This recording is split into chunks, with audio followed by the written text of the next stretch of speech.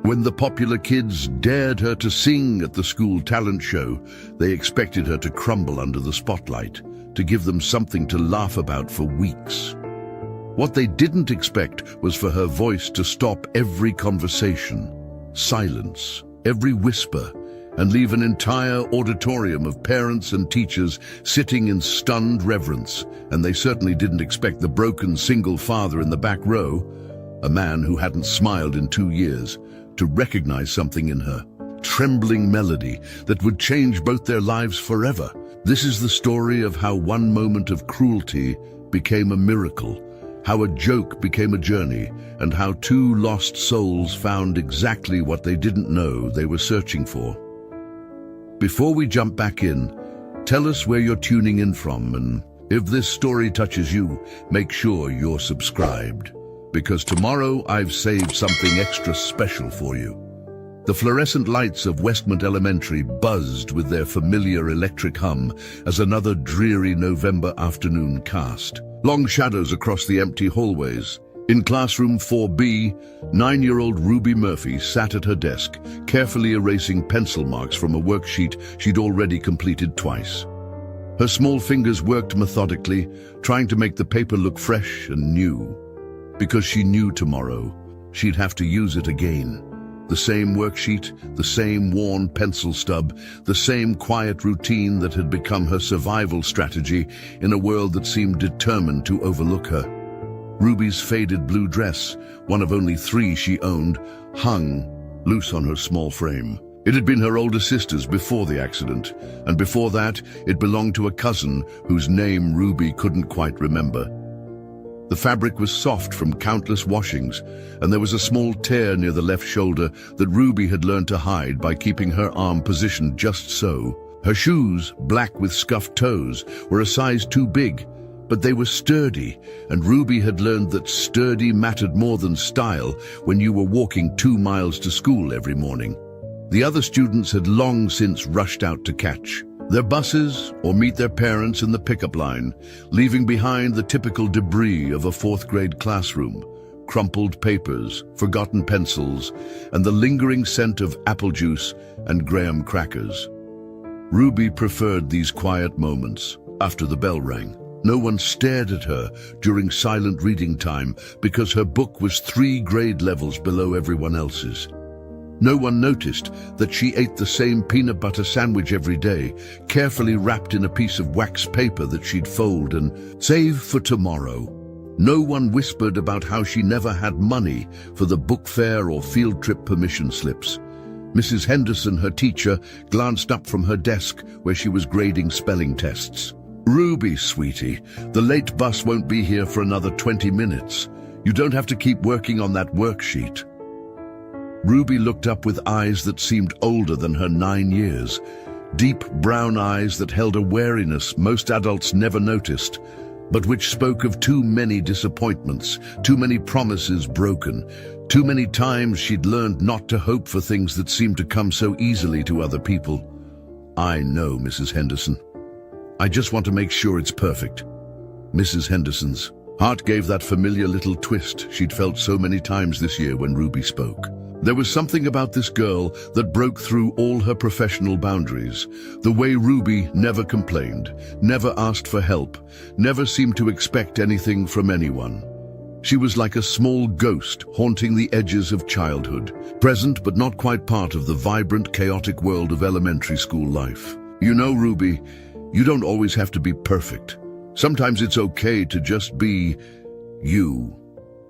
Ruby smiled, a small, careful smile that never quite reached her eyes. "Yes, ma'am." But perfect was all Ruby knew how to be. Perfect meant invisible, and invisible meant safe. Invisible meant no one asked questions about why she sometimes fell asleep during math class, or why she hoarded crackers from snack time in her desk, or why she never talked about her home life during show and tell. Invisible meant no one noticed that she'd been wearing the same 3 dresses in rotation since school started, or that her homework was sometimes done in crayon because that's all she had at home. What Ruby didn't know, what she couldn't have known, was that she wasn't nearly as invisible as she thought. Mrs. Henderson had noticed everything, from the way Ruby's stomach rumbled during morning announcements to the careful way she made her supplies last far longer than they should. The school counselor had noticed too. Though their conversations always hit the same wall, Ruby was polite, grateful, and completely unwilling to admit that anything was wrong. And 3 rows behind Ruby's carefully organized desk, Madison Taylor was also watching. Madison, with her perfectly styled blonde hair and brand-name clothes, with her circle of friends who hung on her every word, with her confidence that came from never having to worry about where her next meal would come from, or whether the electricity would be on when she got home. Madison had been watching Ruby for weeks now, not with concern or kindness, but with the calculating interest of someone who'd identified weakness and was waiting for the right moment to exploit it. "Hey, Ashley," Madison whispered to her best friend as they packed their designer backpacks. "Did you see the flyer about the talent show?" Ashley Riley, equally polished and equally sharp, followed Madison's gaze to where Ruby sat hunched over her worksheet. "Yeah, my mom already signed me up for my violin piece." "Why?" Madison's smile had an edge to it that would have made Mrs. Henderson nervous if she'd been paying attention. "I think we should encourage more people to participate. Make it more inclusive." The talent show. It happened every year right before Thanksgiving break, a beloved tradition where students could showcase their abilities, where proud parents filled the auditorium with cameras and applause, where ribbons were awarded and memories were made. For most students, it was an opportunity to shine. For some, it was a chance to conquer their fears. But Madison Taylor was about to turn it into something else entirely, as Ruby carefully placed her worksheet in her folder and began the ritual of organizing her desk for tomorrow. She had no idea that her name was about to become the center of a conversation that would change everything. She didn't know that Madison and her friends were already planning, already plotting, already setting in motion a series of events that would either destroy what little confidence she had left or transform her life in ways she couldn't possibly imagine. The late bus rumbled to life outside, its engine echoing through the empty hallways. Ruby gathered her things, a worn backpack that used to be navy blue but had faded to an indeterminate gray, a jacket with a broken zipper that she'd learned to hold closed with her arms, and the careful composure that she wore like armor against. A world that had already taught her that dreams were luxuries she couldn't afford. Mrs. Henderson watched her go, that familiar knot of concern tightening in her chest. There was something about Ruby Murphy that reminded her why she'd become a teacher in the first place. Not for the students who already had everything, but for the ones who needed someone to believe in them, even when they'd stopped believing in themselves. If she'd known what Madison Taylor was planning, Mrs. Henderson would have intervened immediately. If she'd known that Ruby's carefully constructed invisible shield was about to be shattered in the most public way possible, she would have found a way to protect her. But she didn't know, and Ruby didn't know. And sometimes the most extraordinary stories begin with the most ordinary moments of not knowing what's coming next. The fluorescent lights continued their electric hum as Ruby disappeared down the hallway, her footsteps echoing softly against the polished floors. Behind her, Madison Taylor smiled as she pulled out her phone, already composing the text that would set everything in motion. Neither of them knew that 12 miles away, a broken single father named Arthur Stewart was staring at his own reflection in the bathroom mirror of his small apartment, trying to find the strength to face another day in a life that had lost all its color. Neither of them knew that their paths were about to cross in the most unexpected way, or that Ruby's quiet voice was about to wake something in Arthur's heart that he thought had died forever. Sometimes the most powerful stories begin not with grand gestures or dramatic moments, but with a 9-year-old girl trying to be perfect, a mean girl looking for entertainment, and a man who'd forgotten how to hope. Sometimes miracles disguise themselves as ordinary Tuesday afternoons, waiting for exactly the right moment to change everything. Arthur Stewart had once been the kind of father other parents envied. The kind who showed up to every soccer game with homemade snacks and a voice that carried across the field, cheering louder than anyone else. The kind who turned bedtime stories into elaborate productions, complete with different voices for every character and sound effects that made his daughter giggle until she hiccuped. The kind who believed that love could solve anything, protect anyone, make any dream come true if you just tried hard enough. That man felt like a stranger now. The bathroom mirror in his cramped downtown apartment reflected back someone he barely recognized. Stubble that had grown into an unkempt beard, eyes that had lost their spark somewhere in the wreckage of the last 2 years, shoulders that carried the weight of guilt and grief like a physical burden. At 34, Arthur looked a decade older, worn down by the relentless grind of single parenthood and the constant ache of loss that never quite dulled, no matter how much time passed. Preparing and narrating this story took us a lot of time, so if you are enjoying it, subscribe to our channel. It means a lot to us. Now back to the story. The apartment around him told the story of a life that had been hastily reassembled from broken pieces, mismatched furniture from thrift stores and yard sales, because the comfortable couch and dining room set had been sold. To pay for Emma's medical bills, a kitchen table that wobbled unless you put a folded napkin under one leg, where father and daughter ate most of their meals in the kind of silence that spoke of too much sadness and not enough words to express it. Boxes still stacked in the corner, 2 years after moving in, because unpacking them felt too much like admitting this was permanent, that the life they'd built before was never coming back.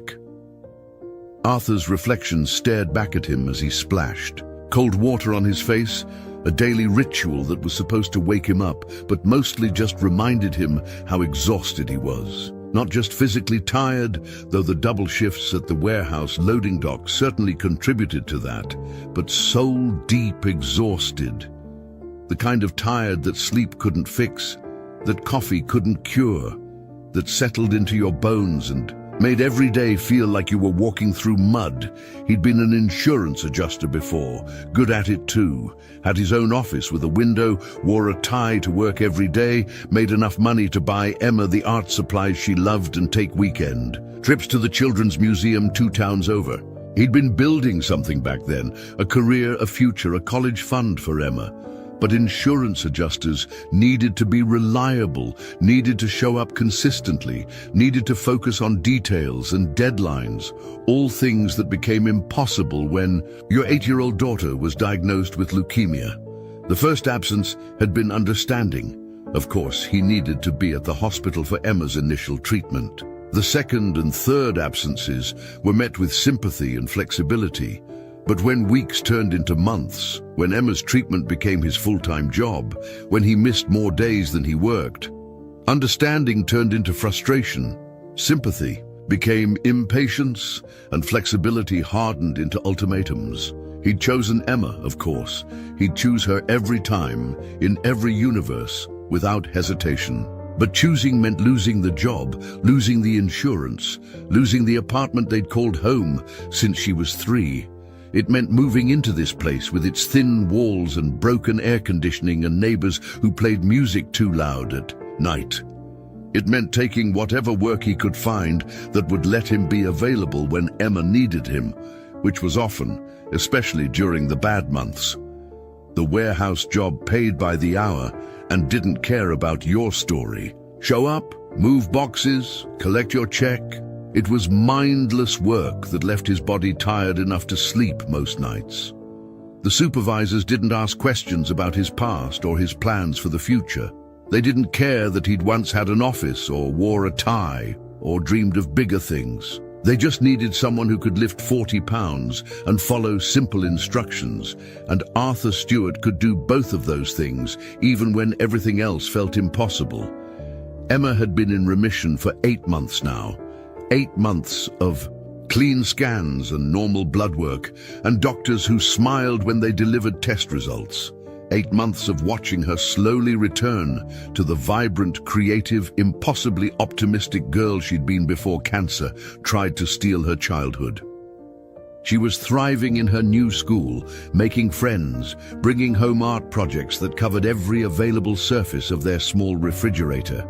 But Arthur hadn't bounced back the same way. The fear lived in him now, a constant presence that whispered, what if scenarios in quiet moments? What if the cancer came back?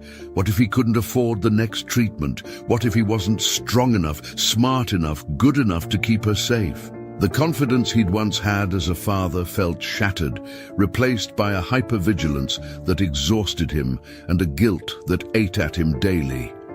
He'd been a good father before the diagnosis, but good felt inadequate now. He should have caught it earlier, should have insisted on more tests when she complained of being tired, should have known that the bruises on her legs weren't from normal playground falls, should have been better, smarter, more attentive. The rational part of his mind knew that 8-year-olds got tired, the kids got bruises, that he'd done everything right. But the rational part of his mind was usually drowned out by the voice that reminded him how close he'd come to losing her. How many nights he'd sat in hospital chairs praying to a God he wasn't sure he believed in anymore. The worst part was how isolated it had made him. Other parents at Emma's school were friendly enough, but they lived in a different world, one where the biggest worry was whether their kid made the soccer team or remembered their lunch money.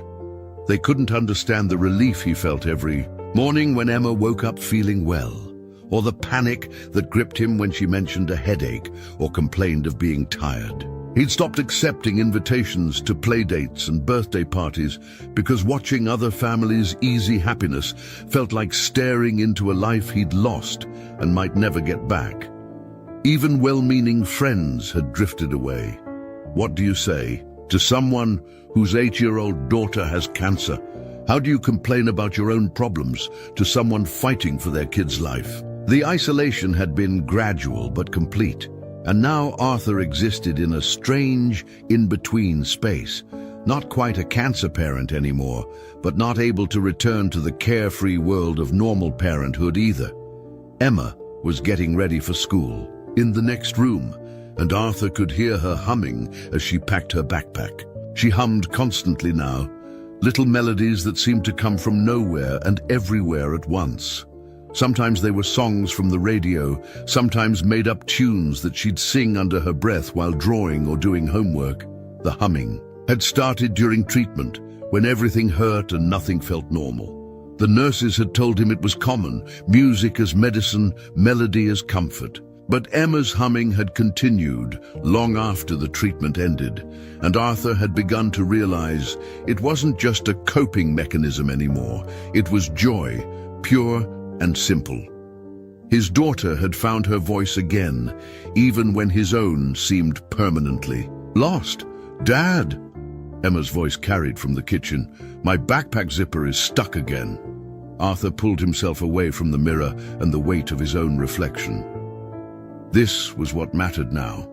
Showing up for her, being present for the small moments that made up their daily life. The backpack zipper that needed gentle coaxing, the breakfast that needed to be made, the ride to school that filled the gap between one day and the next. He didn't know that 12 miles away, a 9-year-old girl was carefully organizing her desk and trying to be invisible.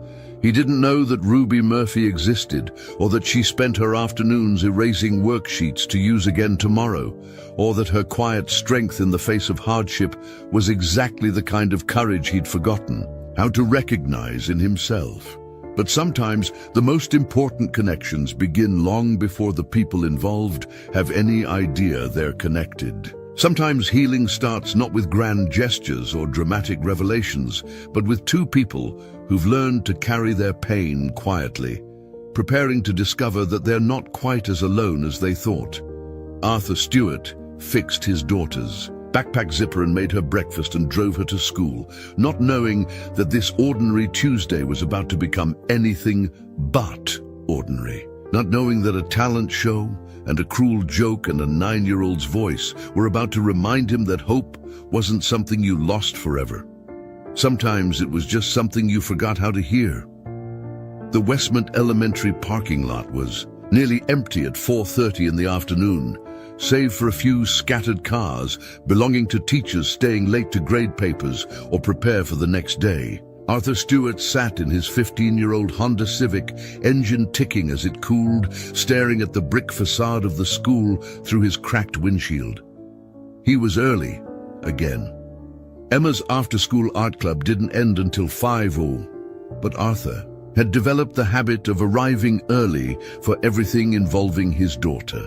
It was one of the many small anxieties that had taken root during her treatment. This need to be present and available at all times, as if his constant vigilance could somehow protect her from the unpredictable cruelties of the world. The art club had been Emma's idea. When they'd moved to this district 8 months ago, she'd seen the flyer on the first day of school and immediately asked if she could join. Arthur had hesitated, not because of the modest fee, though money was always tight, but because it meant trusting someone else with Emma's care for an hour each week.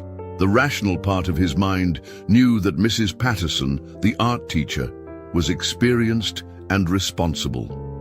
The fearful part of his mind whispered about all the things that could go wrong when he wasn't there to watch over her. But Emma had looked at him with those huge brown eyes that had seen too much for an 8-year-old and said, "Please, Dad, I promise I'll be careful." And Arthur had realized that being careful was his job, not hers. Her job was to be a kid again, to find joy in finger paints and construction paper, to remember what it felt like to create something beautiful just because she wanted to. So here he was, every Tuesday afternoon, sitting in the parking lot like a helicopter parent who couldn't quite land. Sometimes he brought a book, though he usually found himself reading the same page over and over, too distracted by worry to concentrate. Sometimes he tried to use the time to return phone calls or pay bills on his phone. Today, he was just sitting, listening to the November wind rattle the bare branches of the oak trees that lined the school's front entrance. That's when he heard it. At first, it was so faint he thought it might be the wind itself, or maybe a radio, playing somewhere nearby. But as he rolled down his window and listened more carefully, Arthur realized it was a voice, a young voice, singing. The sound was coming from somewhere behind the school, near the playground equipment that sat empty in the late afternoon light. Arthur got out of his car and followed the melody, drawn by something he couldn't quite name. The voice was untrained but pure, carrying a tune with the kind of natural pitch and rhythm that couldn't be taught. It reminded him of Emma's humming, but stronger, more confident, as if the singer was alone and free to express something that might otherwise stay hidden. As he rounded the corner of the building, Arthur spotted a small figure sitting on one of the swings, pumping her legs lazily while she sang. She was facing away from him, her dark hair catching the golden light of the late afternoon sun. She looked to be about Emma's age, wearing a faded blue dress that had seen better days and shoes that seemed a size too big. But her voice filled the empty playground with a sweetness that made Arthur's chest tighten with an emotion he couldn't immediately identify. She was singing an old song, something Arthur remembered his own mother humming when he was young. Amazing Grace, but not the traditional version. This was slower, more personal, with little improvisations and runs that showed an intuitive understanding of melody that took most singers years to develop. The girl wasn't performing for anyone. She was simply singing because the song needed to be sung, because the moment called for music, because sometimes the only way to make sense of the world was to add your own voice to it. Arthur stood transfixed, barely breathing, afraid that any movement might break the spell. He hadn't been moved by music, really moved, since Emma's diagnosis. During the worst months, when she was too sick to listen to anything and the house stayed silent for days at a time, Music had felt like a luxury they couldn't afford, a reminder of easier times when life had room for beauty and joy. Even now, with Emma healthy and humming constantly, Arthur found himself emotionally numb to most things that used to bring him pleasure. But this was different. This unknown girl's voice cut through his defenses like sunlight through storm clouds, reminding him of something he'd forgotten, that beauty existed in the world not because life was easy, but because people chose to create it anyway. Because sometimes the most profound songs came from the deepest struggles, and sometimes the clearest voices belonged to those who had every reason to stay silent. The song ended, and the girl let the swing slow to a gentle stop. She sat quietly, for a moment, as if savoring the lingering notes in the air. Then she checked a small watch on her wrist, probably picked up at a yard sale, Arthur noticed, the kind of practical timepiece that worked but wasn't pretty, and began gathering her things from where they sat scattered in the wood chips beneath the swing set. Arthur knew he should say something, should introduce himself, compliment her singing, ask her name, but the words felt stuck in his throat, weighed down by 2 years of isolation and the fear that his voice would sound rusty from disuse. What did you say to a young girl you didn't know? How did you explain that her song had just cracked something open in your chest that you'd thought was permanently sealed? The girl stood and shouldered her worn backpack, then began walking toward the front of the school. Arthur realized she was probably heading to the bus line or maybe walking home, a possibility that sent a small spike of concern through him. It was getting dark earlier these days, and this neighborhood, while not dangerous, wasn't the kind of place where kids should be walking alone after dusk. "Excuse me?" he called out, his voice rougher than he'd intended. The girl turned, and Arthur got his first look at her face. She had the kind of features that would probably be striking when she was older, high cheekbones and expressive eyes that seemed to hold more wisdom than any 9-year-old should possess. But there was also something guarded about her expression, a wariness that suggested she'd learned to be careful around adults she didn't know. "Yes, sir?" she said politely, but Arthur could see her taking a small step backward, positioning herself so she could run if necessary. "I'm sorry, I didn't mean to startle you. I heard you singing, and it was beautiful, really beautiful." A flush of color crept up the girl's neck, and she looked down at her shoes. "Thank you, I was just waiting for my bus." "You have a remarkable voice," Arthur continued, trying to keep his tone gentle and non-threatening. "Have you ever taken singing lessons?" The girl shook her head. "No, sir, we can't. I just sing sometimes, when no one's around." The way she said it, with that careful correction and the unconscious admission of financial limitation, made Arthur's heart clench. He recognized the verbal habits of a kid who'd learned to guard family secrets, who knew that saying too much about home life could lead to uncomfortable questions and unwanted attention. "Well, you're very talented," he said. "I'm Arthur, by the way, Arthur Stewart. My daughter Emma goes here. She's in Mrs. Patterson's art club." "I'm Ruby," the girl replied, still not quite meeting his eyes. "Ruby Murphy." "It's nice to meet you, Ruby. That song you were singing, do you know others like it?" Ruby nodded shyly. "I know a lot of songs. I hear them on the radio sometimes, or people singing in church, and I just remember them." Before Arthur could respond, a yellow school bus rumbled into the parking lot, its diesel engine loud in the quiet afternoon air. Ruby glanced toward it, then back at Arthur. "That's my bus," she said. "I have to go." "Of course. It was really lovely meeting you, Ruby. I hope I'll hear you sing again sometime." Ruby gave him a small smile, the first genuine expression he'd seen from her, and hurried toward the bus. Arthur watched her climb the steps and find a seat near the front, her small figure barely visible through the window as the bus pulled away. He stood in the empty parking lot for several minutes after. The bus disappeared, trying to process what had just happened. It wasn't just that Ruby had a beautiful voice, though she certainly did. It was something deeper, the way the music had seemed to flow from her so naturally, as if singing was as essential to her as breathing. The way she'd transformed that empty playground into something sacred just by adding her voice to the silence. And there was something else, something that made Arthur's chest feel tight with recognition and empathy.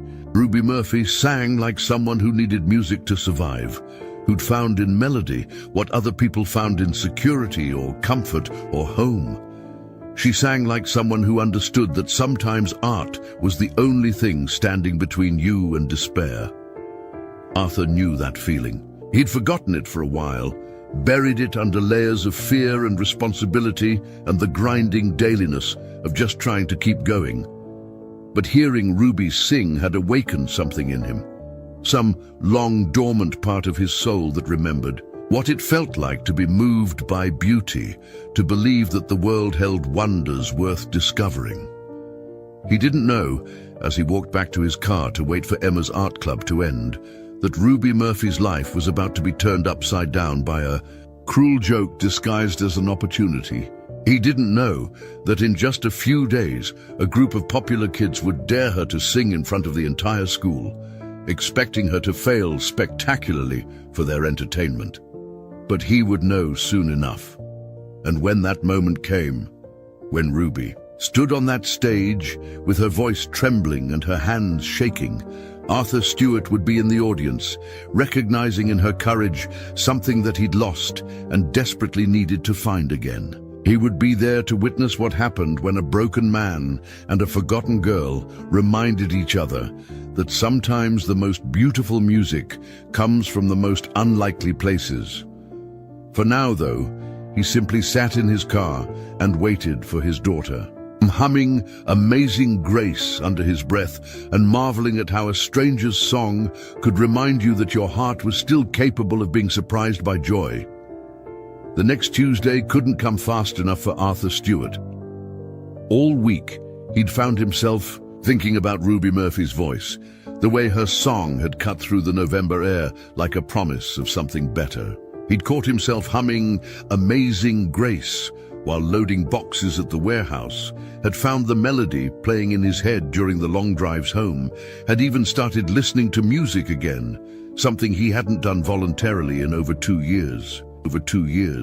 Emma had noticed the change immediately, the way kids always do when their parents shift in ways too subtle for adult radar.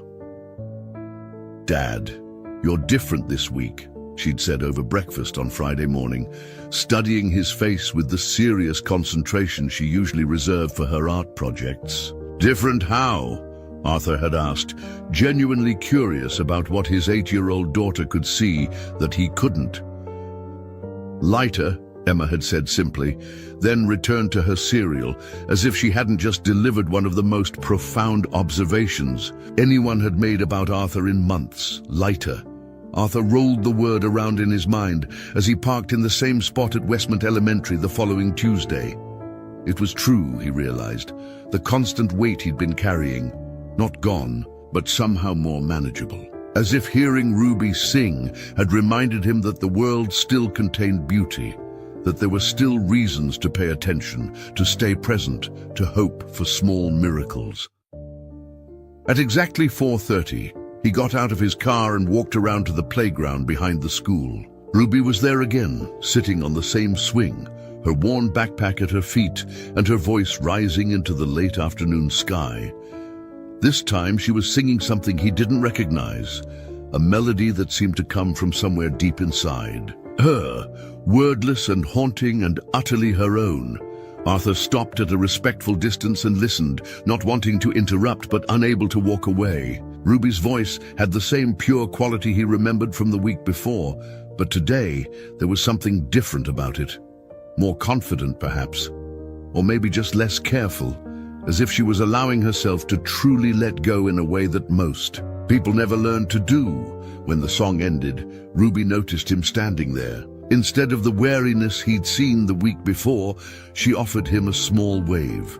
"Hi, Mr. Stewart," she said, her voice carrying easily across the playground. Hello, Ruby. That was beautiful. Really beautiful. I don't think I've heard that song before. Ruby's cheeks flushed pink.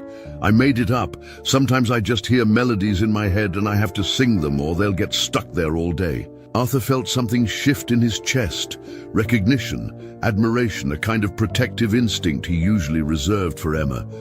This girl had a gift, a real gift, and she was developing it entirely on her own, without lessons or encouragement, or anyone to tell her that what she was doing was extraordinary. Ruby, can I ask you something? Arthur said, moving a little closer but still maintaining a respectful distance. Do you like to sing?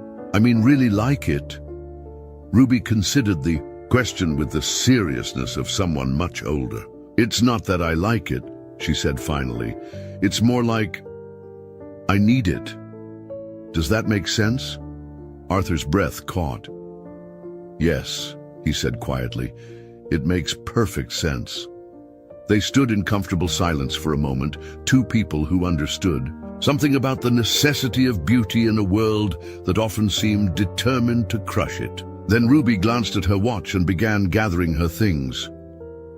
Ruby, wait, Arthur said, the words coming out before he'd fully thought them through. Would you like to meet my daughter? She's in art club, but they should be finishing up soon. I think you two might like each other. Ruby hesitated, clearly torn between curiosity and the ingrained caution that seemed to govern most of her interactions with adults. I don't want to miss my bus, she said carefully. Of course not. Maybe we could just walk over to the art room. If you miss the bus, I'd be happy to give you a ride home. Arthur paused, realizing how that might sound to a 9-year-old who didn't know him well. I mean, if that's okay with whoever takes care of you at home. It's just me and my aunt, Ruby said. She works until 6 anyway.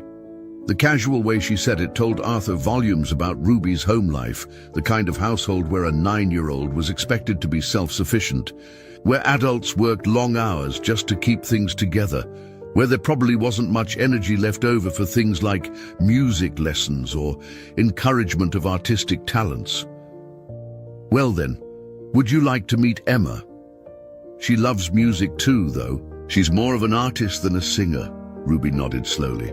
Okay, but just for a few minutes. They walked together toward the main building, Ruby's smaller steps working to keep pace with Arthur's longer ones.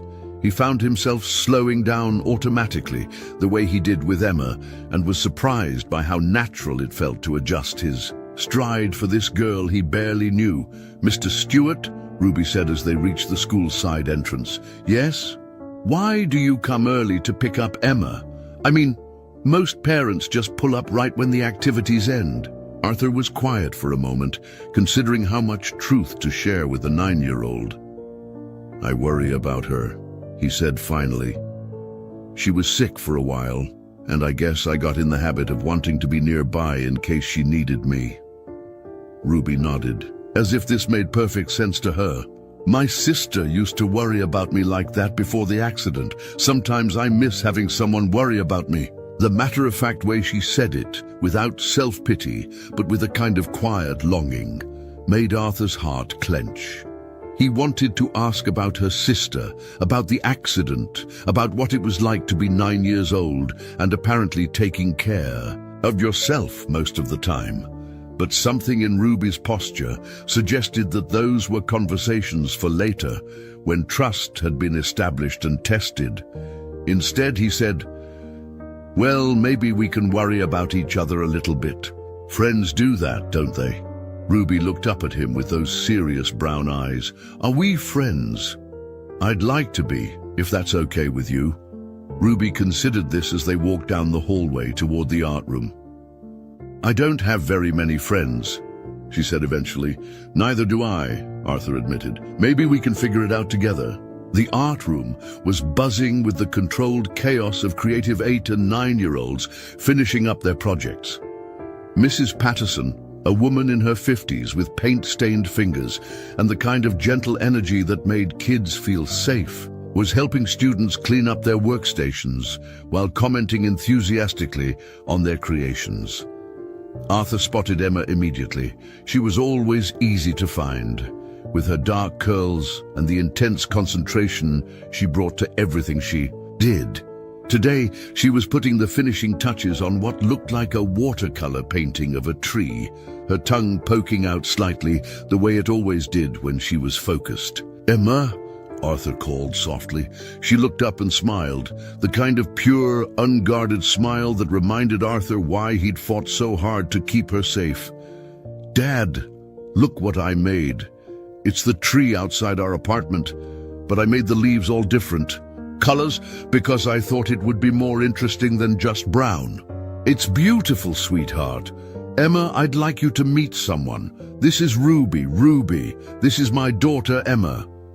Emma looked at Ruby with the frank curiosity of childhood, taking in her worn dress and two big shoes without judgment, but with obvious interest. "Hi, do you go to school here? I don't think I've seen you before." "I'm in 4th grade, Ruby said quietly. "I think you're in 3rd? "Yeah. Do you like art? Mrs. Patterson is really nice, and she lets us try all kinds of different things. Last week we did pottery, and next week we're going to learn about printmaking." Ruby glanced at the paintings and drawings scattered around the room, her eyes lighting up with genuine interest. "I've never done anything like this," she said, "but it looks fun." "You should join," Emma said with the impulsive generosity that made Arthur so proud of her. "I bet Mrs. Patterson would let you, even if it's the middle of the year. She's always saying that art is for everyone." Mrs. Patterson, who had been listening to the conversation while helping another student, approached with a warm smile. "Did I hear someone interested in joining our little group?" Ruby looked suddenly shy again, but Arthur could see the longing in her expression. "I was just looking," she said quickly. "I don't really know anything about art. The best artists start by not knowing anything," Mrs. Patterson said gently. "That's what makes it exciting, discovering what you're capable of creating." "Are you Ruby Murphy? Mrs. Henderson has mentioned you. She says you're very creative." Ruby blinked in surprise. "She talked about me?" "Only good things," Mrs. Patterson assured her.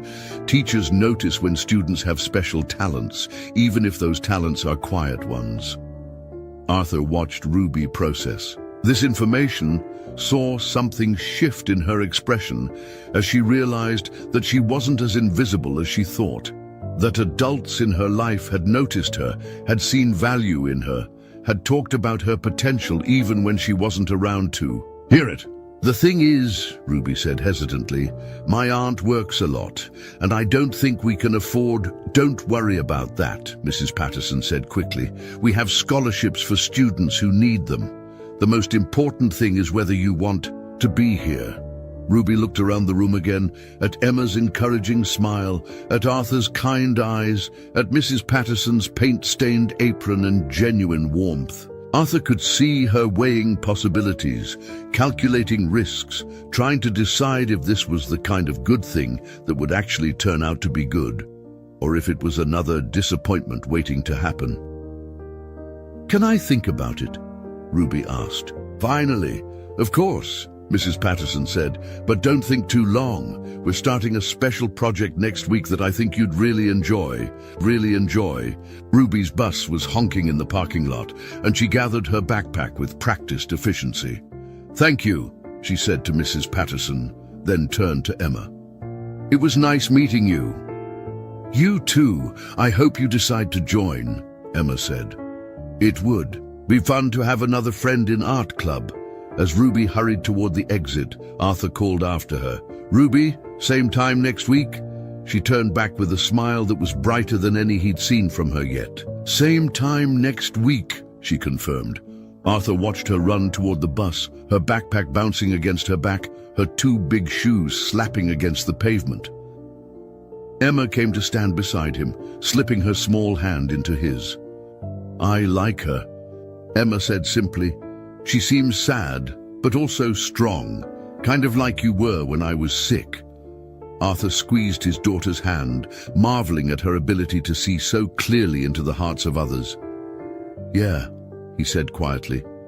"I like her too." As they walked to their car, Arthur found himself thinking about friendship. How long it had been since he'd even considered the possibility of connecting with someone new. How isolating the last 2 years had been. How much he'd forgotten about. The simple pleasure of caring about another person's well-being. Ruby Murphy was about to face the biggest challenge of her young life, though none of them knew it yet. In just a few days, Madison Taylor would put her cruel plan into motion, and Ruby would be standing on a stage in front of hundreds of people expected to fail for their entertainment. But now, she wouldn't be facing it entirely alone. Now she had Arthur Stewart in her corner, a man who recognized her gift, who understood what it meant to carry pain quietly, who knew something about the courage it took to keep going when the world seemed determined to break you. Sometimes the most important friendships begin not with grand gestures or dramatic moments, but with a man choosing to show up early and a girl choosing to trust that maybe, just maybe, not all adults would disappoint her. Sometimes healing happens one small act of kindness at a time, one song at a time, one moment of recognition at a time. Arthur Stewart was about to remember what it felt like to fight for someone other than his daughter. And Ruby Murphy was about to discover that she wasn't quite as alone in the world as she'd always believed.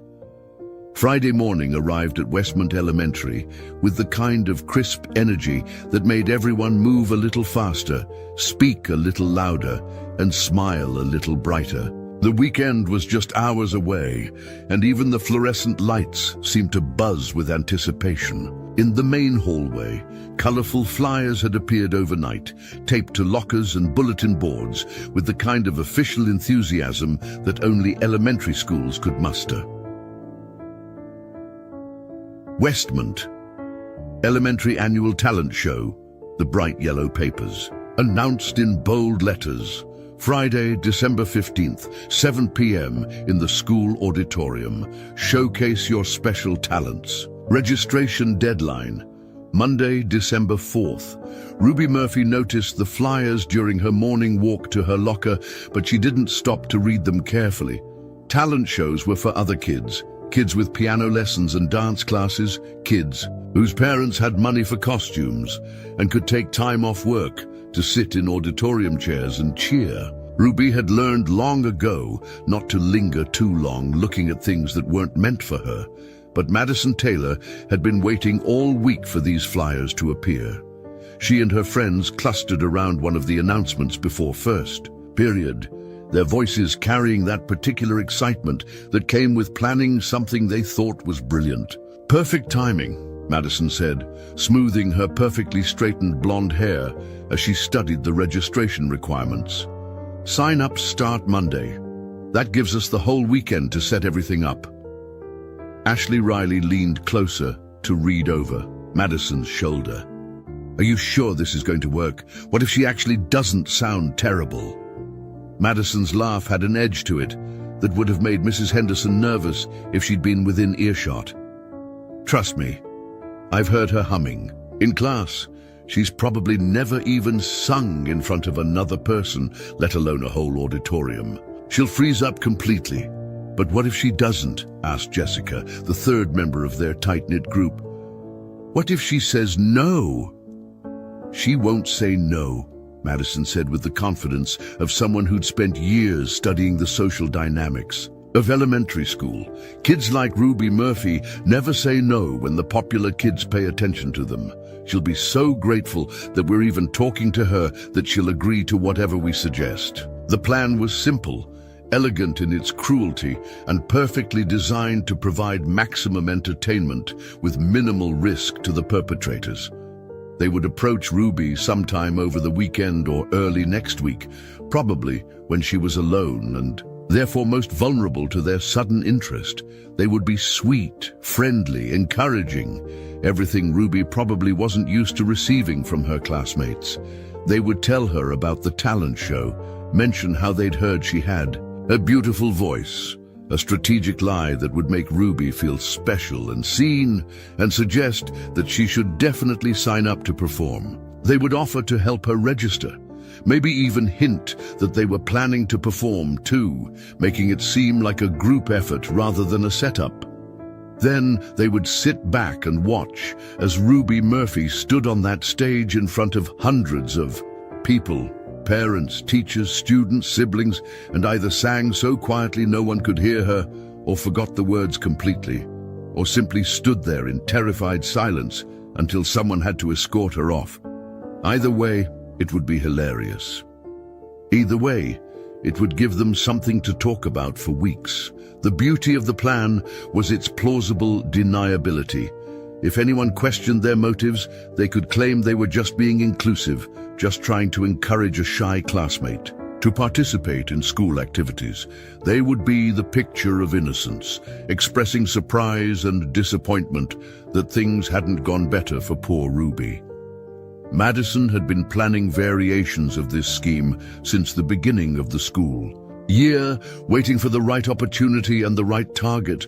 Ruby Murphy was perfect, quiet enough not to have many allies, poor enough to feel grateful for any attention, and just visible enough that her public humiliation would have a decent-sized audience. What Madison didn't know, what she couldn't have known, was that Ruby Murphy wasn't quite as friendless as she appeared, that a certain single father had been meeting her by the playground every Tuesday, listening to her sing with a voice that could stop conversations and silence rooms. That Ruby's gift wasn't the tentative, undeveloped talent Madison imagined, but something rare and powerful that had been growing in secret, nurtured by nothing more than necessity and natural ability. Madison also didn't know that Arthur Stewart had been spending his evenings researching talent shows, thinking about ways to encourage Ruby to share her gift with the world, wondering if there might be opportunities for her to sing in settings where her voice would be appreciated rather than overlooked. That Friday afternoon, Arthur arrived at his usual spot in the school parking lot with more than his typical early parent anxiety. All week, he'd been thinking about Ruby's voice, about the way she created melodies out of thin air, about the casual mention that she needed music, the way other people needed food or sleep. He'd been thinking about Emma's observation that Ruby seemed sad but strong, and about Mrs. Patterson's comment that teachers had noticed Ruby's creative talents. Most of all, he'd been thinking about opportunity, about how many gifted kids got overlooked because they didn't have parents who could afford lessons or advocates who understood their potential. About how Ruby's voice deserved to be heard by people who could recognize its worth, not just by one broken father on a deserted playground. When Ruby appeared on the swing set at 4:30, Arthur was ready with a question that had been building in his mind all week. "Ruby," he said after she'd finished singing. Today it was a haunting version of Somewhere Over the Rainbow that she'd somehow made entirely her own. "Have you ever thought about performing? I mean, really performing for an audience?" Ruby's swing slowed to a stop. "What do you mean?" "I mean sharing your voice with other people. You have a gift, Ruby, a real gift. And gifts like yours are meant to be shared." Ruby was quiet for a long moment, her hands gripping the swing's chains. "I don't think people would want to hear me sing," she said finally. I don't have training or anything fancy to wear or—" "Ruby," Arthur interrupted gently, "some of the most beautiful music in the world comes from people who never had formal training. What you have, this natural ability, this instinct for melody, that's not something you can learn in lessons. That's something you're born with." "But I get scared when people look at me," Ruby admitted. "In class, when Mrs. Henderson calls on me, sometimes I forget how to talk. I can't imagine standing up in front of a whole bunch of people and singing." Arthur nodded, understanding. He remembered that feeling from his own childhood, the way attention could feel like a spotlight that was too bright, too hot, too exposing. But he also remembered the regret that came from not taking chances, from letting fear make decisions that should have been made by courage. "What if I told you that being scared is normal?" Arthur said. "That even professional singers get nervous before they perform. What if I told you that the scared feeling doesn't mean you shouldn't do something? It just means that something matters to you. Something matters to you." Ruby considered this, her dark eyes serious.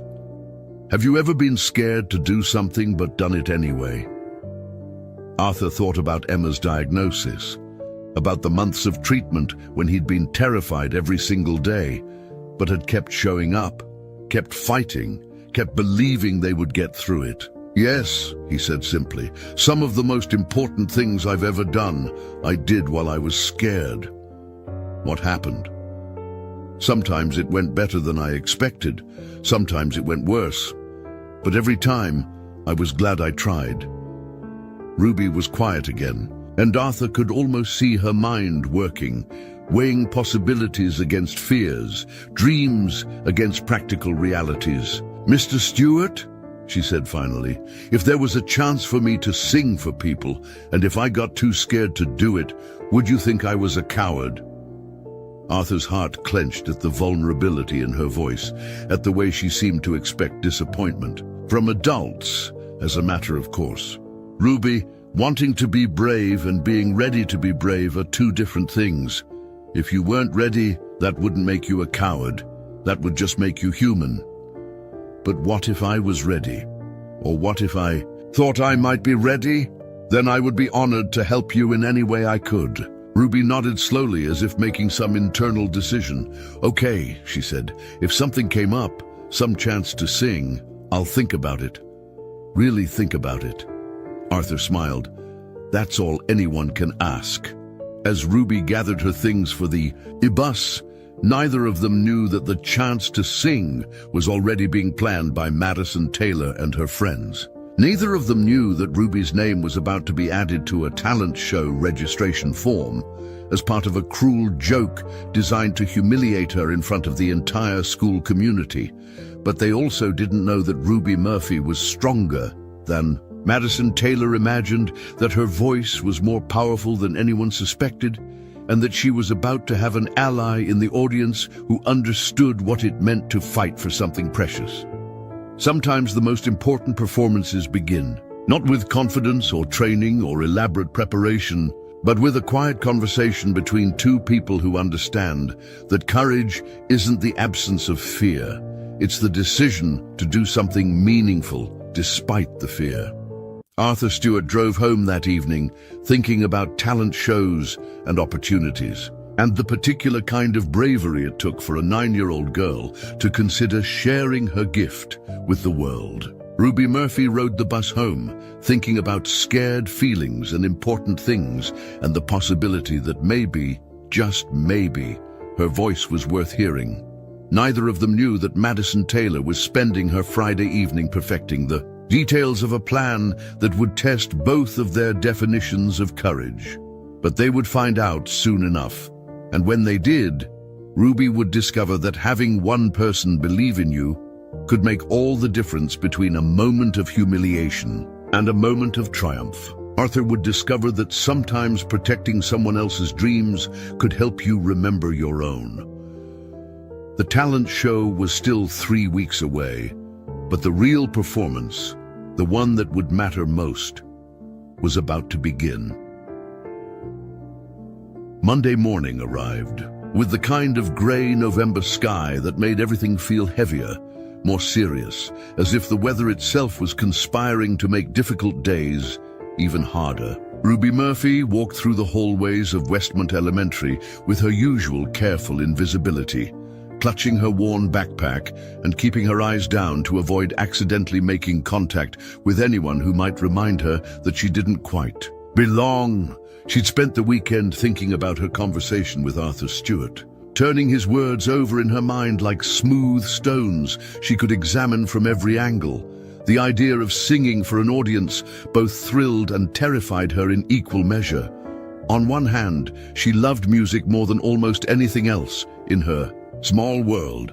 It was the one place where she felt truly herself, truly free. On the other hand, the thought of standing in front of strangers, being looked at and judged and potentially found wanting, made her stomach churn with the kind of anxiety that could steal her voice entirely.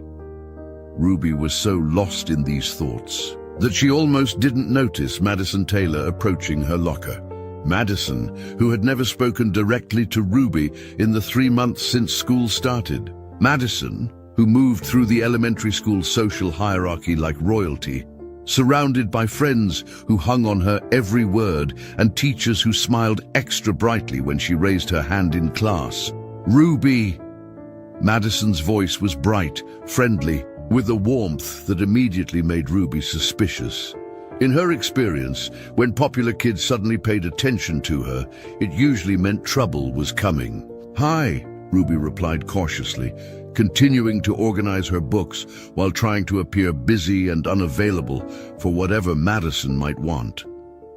"I've been meaning to talk to you," Madison continued, undeterred by Ruby's obvious discomfort.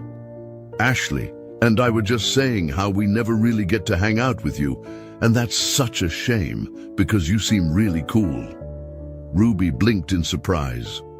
Cool was the last word anyone had ever used to describe her. Quiet, maybe. Polite, sometimes, but never cool. "Oh," she said, because she couldn't think of anything else to respond. "We saw the flyers for the talent show," Ashley chimed in, appearing at Madison's shoulder with perfect timing. "And we were thinking about what we might do, and then Madison had this amazing idea." Ruby's hand stilled on her locker door. Something about the way they were looking at her, with bright, expectant smiles that didn't quite reach their eyes, made her want to close her locker and walk away. But years of being taught to be polite to adults had extended to being polite to classmates, even when those classmates made her nervous. "We heard you singing once," Madison said, her voice dropping to a conspiratorial whisper. "In the hallway after school. You have such a beautiful voice, Ruby, like really beautiful. Way better than most kids our age." Ruby felt heat creep up her neck. She couldn't remember singing in the hallways. She was always so careful to keep her music to herself when she was at school. But maybe once, maybe when she thought no one was around, maybe she'd hummed something without realizing it. "We think you should totally sign up for the talent show," Ashley added enthusiastically. "I mean, with a voice like yours, you'd probably win the whole thing." The words hit Ruby like a physical impact. Win the whole thing. The idea was so far outside her realm of possibility that she almost laughed. Kids like her didn't win things. Kids like her tried to stay invisible, tried not to draw attention, tried not to give anyone reasons to look too closely at their second-hand clothes or their free lunch forms or their addresses in the less nice part of town. "I don't think," Ruby started, but Madison interrupted her. "Oh, come on, don't be so modest. You're really talented and it would be so fun to watch you perform. We're all going to sign up too. I'm doing a dance routine and Ashley's playing a violin. It'll be like having our whole class represented." Ruby noticed that Jessica, the third member of Madison's usual group, was standing a few feet away, watching the conversation with an expression that looked almost guilty. But when Ruby met her eyes, Jessica quickly looked away. "I don't really perform," Ruby said carefully. "I just sing sometimes when I'm by myself."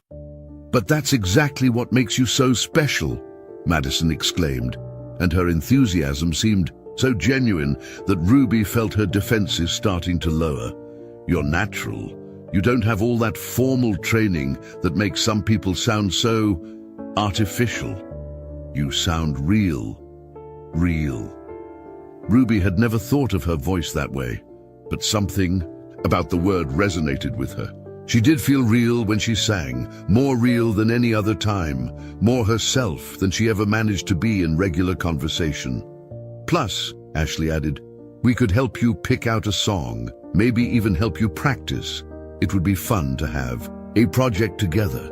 The offer of friendship, even temporary friendship, was almost more tempting than the talent show itself. Ruby had spent so much of the school year eating lunch alone, working on group projects by herself, watching other kids form the kind of easy alliances that seemed to come naturally to everyone but her. The idea that Madison Taylor and her friends wanted to include her in something felt like winning a lottery she hadn't even known she'd entered, but something still felt wrong about the whole interaction. Maybe it was the way Madison's smile seemed a little too bright, or the way Ashley kept glancing around as if she was worried about being overheard. Maybe it was the way they'd appeared so suddenly with such a specific agenda, or the way they were pushing just a little too hard for an immediate answer. "I need to think about it," Ruby said finally. Madison's smile flickered for just a moment, so briefly that Ruby almost missed it. "Of course, but don't think too long. Registration closes next Friday, and I'd hate for you to miss the deadline just because you were being shy." "We really do think you'd be amazing," Ashley added. "And it would mean so much to us to have another friend in the show. Like I said, we could all help each other practice. After they walked away, Ruby stood at her locker for several more minutes, trying to process what had just happened. Part of her was thrilled, genuinely excited about the possibility that she might have friends, that people might actually want to spend time with her, that her voice might be worth sharing with others. But another part of her, the part that had learned to be cautious through years of disappointment, whispered warnings she couldn't quite ignore. The rest of the day passed in a blur of confusion and conflicting emotions. During lunch, Ruby noticed Madison and her friends huddled together at their usual table, occasionally glancing in her direction and giggling in a way that made her stomach twist with uncertainty. Were they talking about the talent show? About song choices and practice schedules and the fun they'd have working together? Or were they talking about something else entirely? In math class, Ruby caught Jessica looking at her with that same guilty expression she'd worn during the morning conversation. When their eyes met, Jessica quickly looked down at her worksheet, her cheeks flushing pink. Ruby wanted to ask her what was wrong, but Jessica spent the rest of the period avoiding eye contact entirely. By the time the final bell rang, Ruby's excitement had curdled into something that felt more like dread. The logical part of her mind reminded her that Madison and Ashley had been nothing but kind and encouraging. They'd complimented her voice, offered to help her prepare, promised to include her in their group. What more could she ask for from potential friends? But the intuitive part of her mind, the part that had kept her safe through foster homes and new schools and countless situations where adults' words didn't match their intentions, kept whispering that something was off, that this sudden interest in her welfare felt calculated rather than genuine, that maybe, just maybe, she was being set up for something that would hurt her in ways she couldn't yet imagine. The late bus ride home was torture. Ruby stared out the window at the grey November landscape and tried to make sense of her swirling emotions. She wanted so badly to believe that Madison and Ashley were sincere, that they really thought she was talented, that they genuinely wanted to be her friends. She wanted to believe that singing in the talent show would be the beginning of something wonderful rather than the setup for something humiliating. But wanting something to be true and trusting that it was true were two very different things. And Ruby Murphy had learned, through experiences that had taught her to be older than her years, that when something seemed too good to be true, it usually was. That night, lying in her narrow bed in the small apartment she shared with her aunt, Ruby stared at the ceiling and tried to imagine herself on a stage. Sometimes the image was beautiful, herself in a pretty dress, singing with confidence while an audience listened with respect and appreciation. Sometimes the image was terrifying, herself frozen with fear, forgetting the words, becoming a spectacle, a failure while people pointed and laughed. She thought about Arthur Stewart's words about courage, about doing important things while scared. She thought about Emma's friendly smile and Mrs. Patterson's offer to help with art club. She thought about the feeling of singing alone on the playground when her voice felt like the most true and honest part of herself. And she thought about Madison Taylor's bright smile and Ashley's enthusiastic encouragement and the nagging voice in the back of her mind that whispered warnings she desperately wanted to ignore. Ruby Murphy was 9 years old, and she was about to make a decision that would change everything. She just wasn't sure yet whether that change would lift her up or tear her down, but she was beginning to suspect that the only way to find out was to take the risk and see what happened. Tomorrow, she would have to decide whether to trust the popular girls who'd suddenly taken an interest in her, or to listen to the small voice that told her to be careful, to stay safe, to remain invisible. Tomorrow, she would have to choose between the possibility of friendship and the certainty of solitude. Tomorrow, Ruby Murphy would have to decide whether her voice was worth the risk of being heard. Tuesday afternoon couldn't come fast enough for Ruby Murphy. All night, she tossed and turned in her narrow bed, Madison Taylor's words echoing in her mind like a song she couldn't stop humming. "You have such a beautiful voice, Ruby.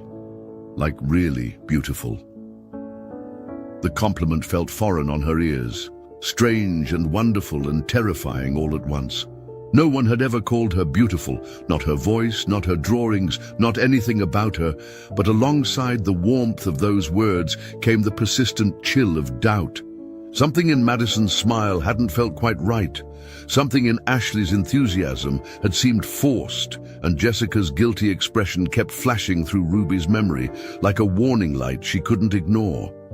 By the time 4:30 rolled around, Ruby was practically running toward the playground behind Westmont Elementary. She needed to sing, needed to feel the familiar comfort of music filling the empty spaces in her chest. But more than that, she needed to talk to Arthur Stewart. In the short time she'd known him, he'd become the closest thing she had to a trusted adult, someone who listened without judgment, who seemed to see value in her that she couldn't see in herself. Arthur was already waiting by the swings when she arrived, and the sight of his kind face made something tight in Ruby's chest finally loosen. He looked different today, she noticed. Less tired, maybe, or less sad, as if their weekly meetings had been good for him too. "Ruby," he said with a warm smile, "you look like you have something on your mind." Ruby dropped her backpack in the wood chips and settled onto her usual swing, but she didn't start singing immediately like she normally did. Instead, she gripped the chains and looked down at her feet, trying to find the words for the confusion that had been eating at her since yesterday morning. "Mr. Stewart, can I ask you something?" "Of course. Anything." "How do you know when someone is being nice to you because they really want to be your friend, and when they're being nice because they want something from you?" Arthur felt something shift in his chest, a protective instinct that was becoming familiar when it came to Ruby Murphy. The question was too sophisticated, too weary for a 9-year-old. It spoke of experiences that had taught her to be suspicious of kindness, to look for ulterior motives in what should have been simple human connection. "That's a very wise question," Arthur said carefully, settling into the swing beside her. "What's making you wonder about that?" Ruby told him about Monday morning, about Madison and Ashley's sudden interest in her voice, about their encouragement to join the talent show, and their offers of friendship and help.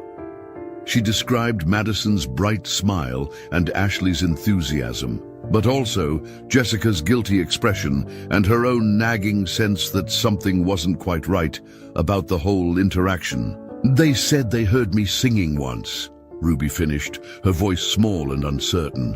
"And they said I was really good, better than most kids our age. But I don't remember singing where anyone could hear me, and I've never really thought I was that good at anything." Arthur listened with the careful attention he'd learned to give Emma when she was working through something complicated, letting Ruby's words settle in the space between them before responding. He could see the longing in her expression, the desperate want to believe that she was talented, that she was worthy of friendship, that the popular kids had noticed something special about her. But he could also see the fear, the hard-won wisdom that told her to be cautious when things seemed too good to be true. "Ruby," Arthur said gently, "you mentioned that you don't remember singing where someone could hear you. Where do you usually sing?" "Here mostly. On the playground after school, sometimes at home when my aunt is working late." Ruby's eyes widened as understanding dawned. "But there's never anyone around here when I sing. The buses have all left, and most of the teachers are gone too." Arthur nodded slowly. "So, if Madison and Ashley heard you singing, when do you think that would have been?" Ruby was quiet for a long moment, her mind working through the implications. "I don't know," she said finally.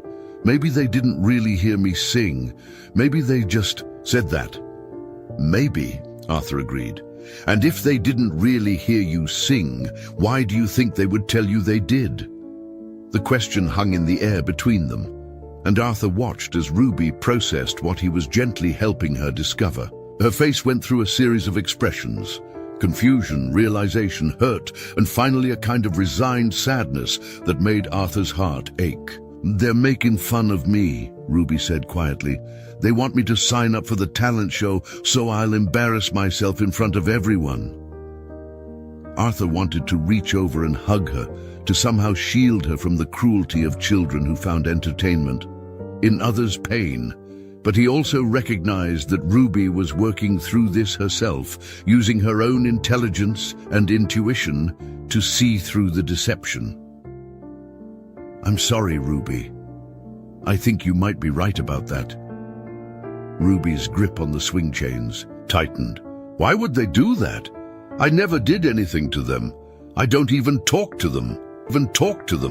Arthur was quiet for a moment, thinking about how to explain the complicated psychology of bullying to a 9-year-old who was experiencing it firsthand. "Sometimes," he said finally, "people who feel insecure about themselves try to make themselves feel better by making someone else feel worse. It doesn't make it right, but it makes it understandable, I guess." "So they think I'm an easy target," Ruby said with a bitterness that was jarring in such a young voice. "The weird girl with the old clothes who eats lunch alone." "Ruby, look at me," Arthur said firmly. When she met his eyes, he continued, "What Madison and Ashley think about you says nothing about who you really are. Nothing. You are not weird, you are not a target, and you are certainly not someone who deserves to be treated cruelly."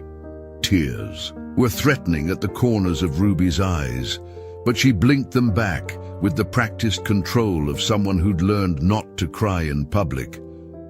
"But maybe they're right about me being a bad singer. Maybe I only sound good to myself because I want to sound good." This was the moment Arthur had been dreading and preparing for, the moment when Ruby's confidence, already fragile, threatened to shatter completely under the weight of cruel intentions and self-doubt. He thought about his own journey over the past 2 years, about how easily despair could take root when you stopped believing in your own worth. "Ruby, do you remember what I told you about courage? About doing important things while you're scared?" Ruby nodded. "Well, I want to tell you something else about courage. Sometimes the most courageous thing you can do is trust yourself. Trust your own voice, your own instincts, your own worth, even when other people are trying to convince you that you're not valuable." Arthur took a deep breath, feeling like he was about to share something he'd barely admitted to himself.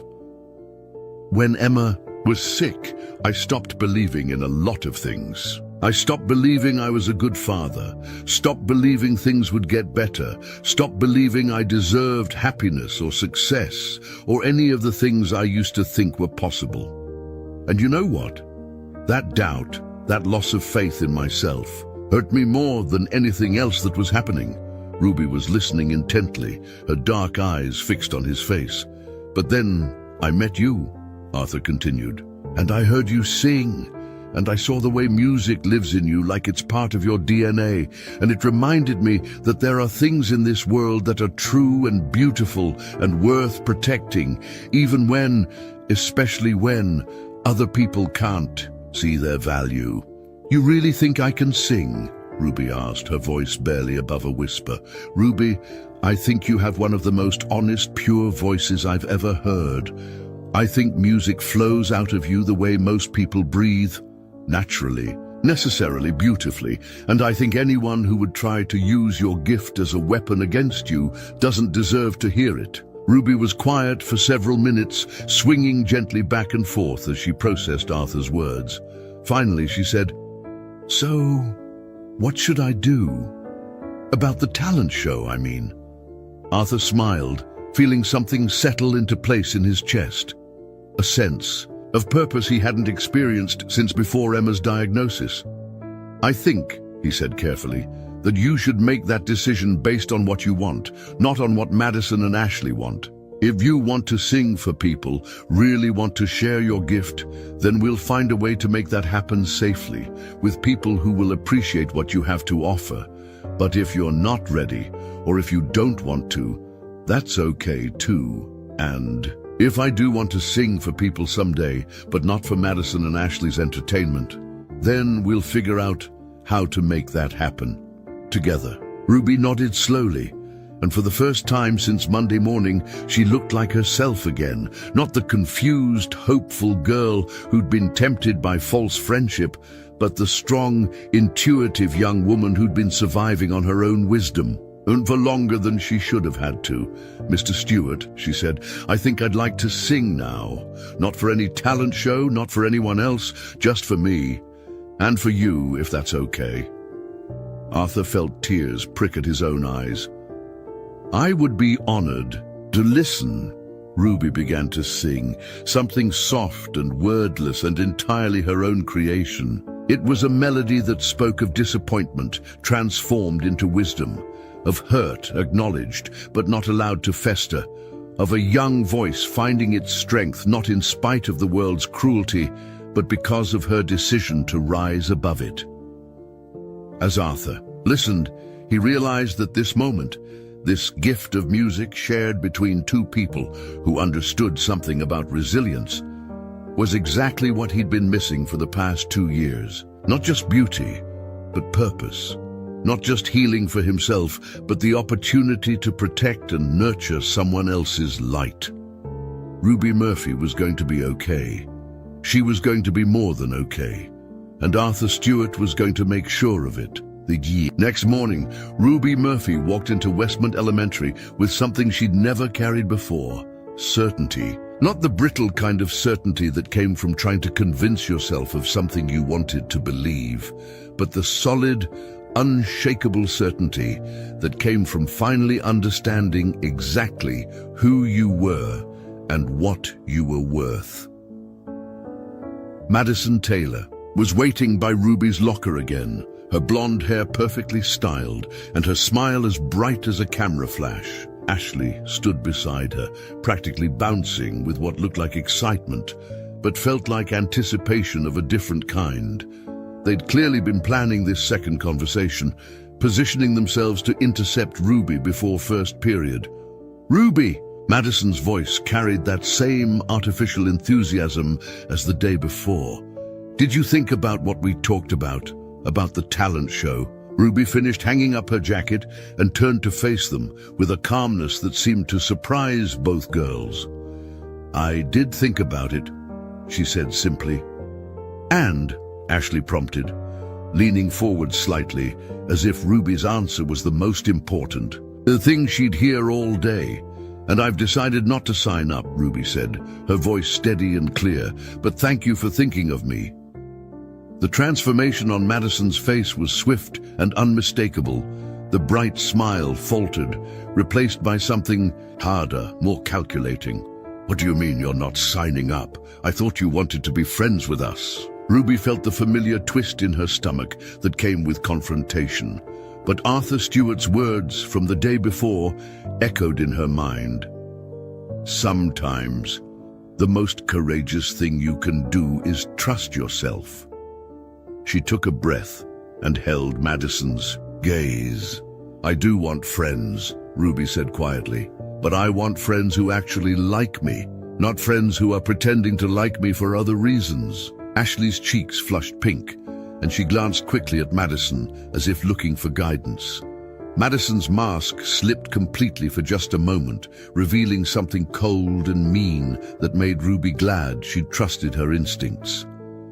I don't know what you're talking about, Madison said, but her voice had lost its friendly warmth. We were just trying to be nice to you. I know, Ruby replied, and I appreciate that, but I also know that you never heard me singing anywhere, because I only sing when I'm alone. So whatever you're really planning, I'd rather not be part of it. The silence that followed was thick with tension. Madison's friends had gathered around the conversation, drawn by the unusual sight of quiet Ruby Murphy standing up to the most popular girl in 4th grade. Even some of the teachers had started to pay attention, though they were pretending to be busy with their morning routines. Finally, Madison shrugged with exaggerated indifference. Your loss, she said. We were trying to help you, but if you want to stay invisible forever, that's your choice. As Madison and her friends walked away, Ruby felt something loosen in her chest. She'd done it. She'd faced down the popular kids, trusted her own judgment, and chosen self-respect over the desperate desire to belong. It wasn't the same as feeling happy. She was still the girl with the worn clothes and the second-hand shoes, still the one who ate lunch alone and walked home by herself. But she was no longer the girl who could be manipulated by false promises and fake friendship. Mrs. Henderson noticed the change immediately. During morning reading time, Ruby sat straighter in her chair, participated more actively in discussions, and even volunteered to read aloud when Mrs. Henderson asked for volunteers. It wasn't that Ruby had suddenly become confident. She was still careful, still quiet. But the anxious edge that usually characterized her classroom presence had softened into something more like peace. Ruby, Mrs. Henderson said after class, you seem different today. Good different. Is everything okay? Ruby considered the question seriously. Was everything okay? Her aunt was still working double shifts to pay the bills.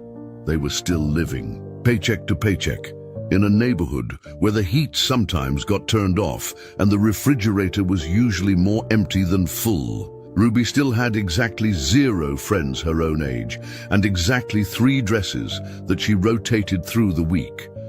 But she also had Arthur Stewart, who showed up every Tuesday and listened to her sing as if her voice was the most important sound in the world.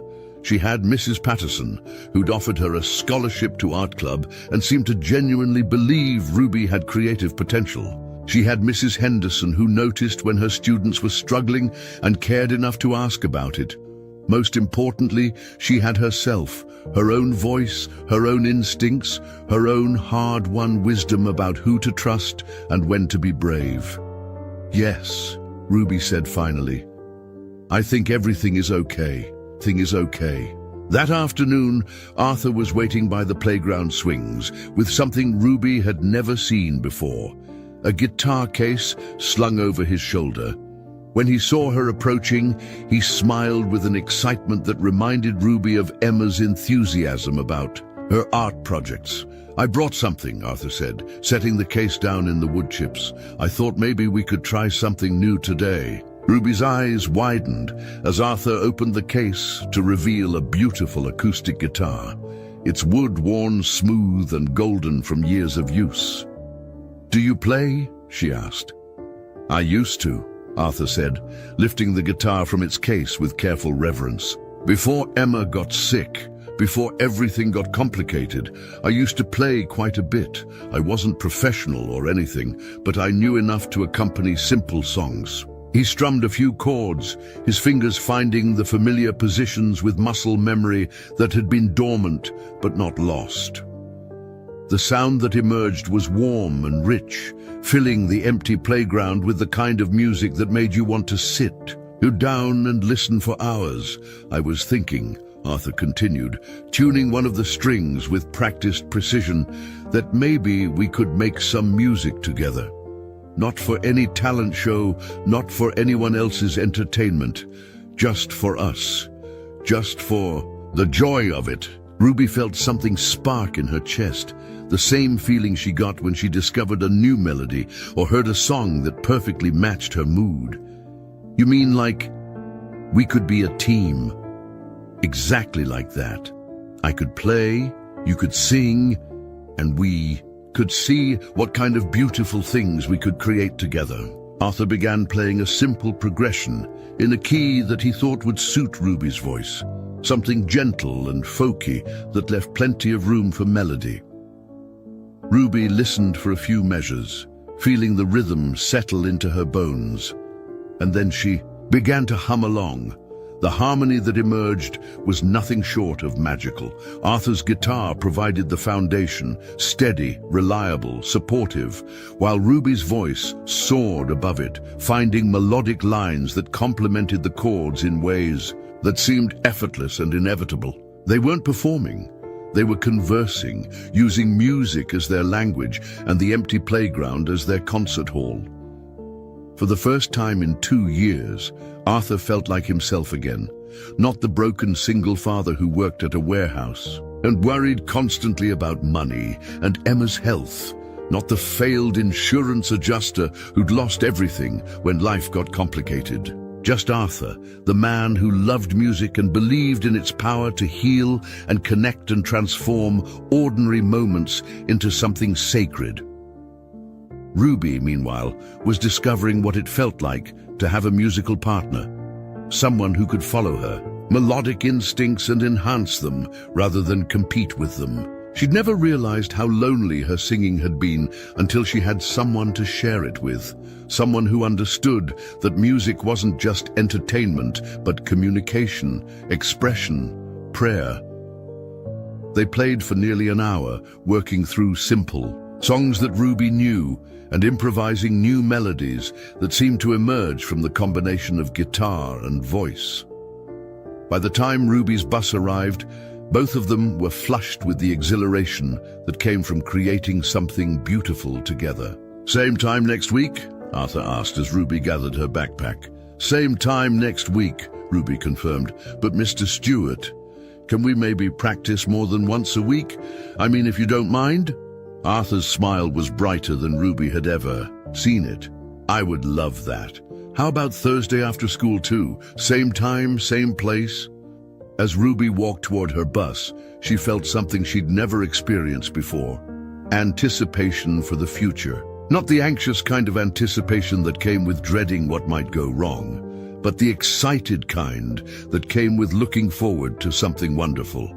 Madison Taylor and her friends could keep their talent show, their fake friendships, their cruel entertainment. Ruby Murphy had found something infinitely more valuable, a true musical partnership, a genuine adult ally, and the beginning of understanding that her voice wasn't just worth hearing, it was worth sharing with people who could appreciate its beauty. The talent show was still 2 weeks away, but Ruby was no longer worried about it. She had her own music now, her own purpose, her own reason to keep singing, and sometimes that was more than enough. 2 weeks later, the night of the Westmont Elementary Talent Show arrived with all the fanfare that only a small-town school event could muster. The gymnasium had been transformed into something that almost resembled a proper auditorium. Rows of folding chairs borrowed from the church next door, a makeshift stage constructed from risers usually reserved for choir concerts, and a sound system that worked most of the time if you didn't mind the occasional feedback squeal.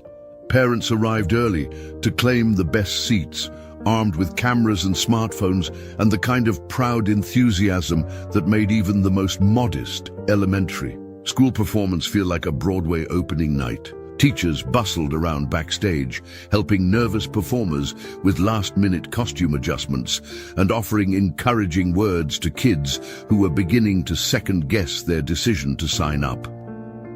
Arthur Stewart sat in the back row, having arrived 30 minutes before the show started to ensure he could find a seat with a clear view of the stage. Emma was beside him, clutching a small bouquet of wildflowers they'd picked from the field behind their apartment complex. She'd insisted on bringing them, saying that performers always deserved flowers, even if, especially if, they didn't. Have family there to give them any? Are you sure Ruby isn't performing tonight? Emma asked for the third time, adjusting the flowers in her lap. I'm sure, Arthur replied, though he kept scanning the crowd for any sign of Ruby's familiar figure. She decided it wasn't the right time for her. What Arthur didn't tell Emma was that he'd been having dreams about this night for the past week. Vivid, anxious dreams where Ruby somehow ended up on that stage anyway, standing alone and terrified, while an audience of strangers waited for her to sing. The dreams always ended the same way, with Arthur trying to reach her but being unable to move, trapped in his seat while Ruby faced her fears without any support. The rational part of his mind knew the dreams were ridiculous. Ruby had been clear about her decision not to participate. She'd faced down Madison Taylor's manipulation with remarkable courage and had chosen to focus on their private musical sessions instead. Just that Thursday, they'd spent an hour working on a beautiful arrangement of Hallelujah that showcased Ruby's voice in ways that made Arthur's chest tight with pride and protectiveness. But the worried father part of his mind, the part that had been hyperactive since Emma's diagnosis, couldn't quite let go of the fear that somehow, some way, Ruby might still end up in a situation where she needed his help. Backstage, the usual pre-performance chaos was in full swing. Madison Taylor stood near the wing, resplendent in a glittery dance costume that probably cost more than Ruby Murphy's entire wardrobe. She was going through her routine one final time, her movements sharp and precise, her confidence absolute. Ashley was nearby, tuning her violin with the careful attention of someone who'd been taking lessons since kindergarten. I still can't believe Ruby chickened out, Madison said to Ashley, not bothering to lower her voice despite the fact that other performers were within earshot. I thought for sure she'd be desperate enough for attention to fall for it. Ashley shifted uncomfortably, her violin case clutched tightly in her hands. Maybe it's better that she didn't sign up. I mean, what if she actually turned out to be a good? That would have been really embarrassing for us. Please, Madison scoffed. Girls like Ruby Murphy don't have hidden talents, they just have hidden problems. Jessica, who had been listening to this conversation while adjusting her costume for the group dance number, finally spoke up. Madison, don't you think we should just drop it? She's not even here. I'm just saying, Madison continued, it would have been hilarious to watch her freeze up in front of everyone. Some people need to learn their place. What none of them noticed was that Ruby Murphy was, in fact, there, not as a performer, but as a reluctant audience member. Her aunt, Linda, had surprised her that morning by announcing that they were going to attend the talent show together. You've been so much happier lately, Linda had said over their breakfast of toast and generic cereal.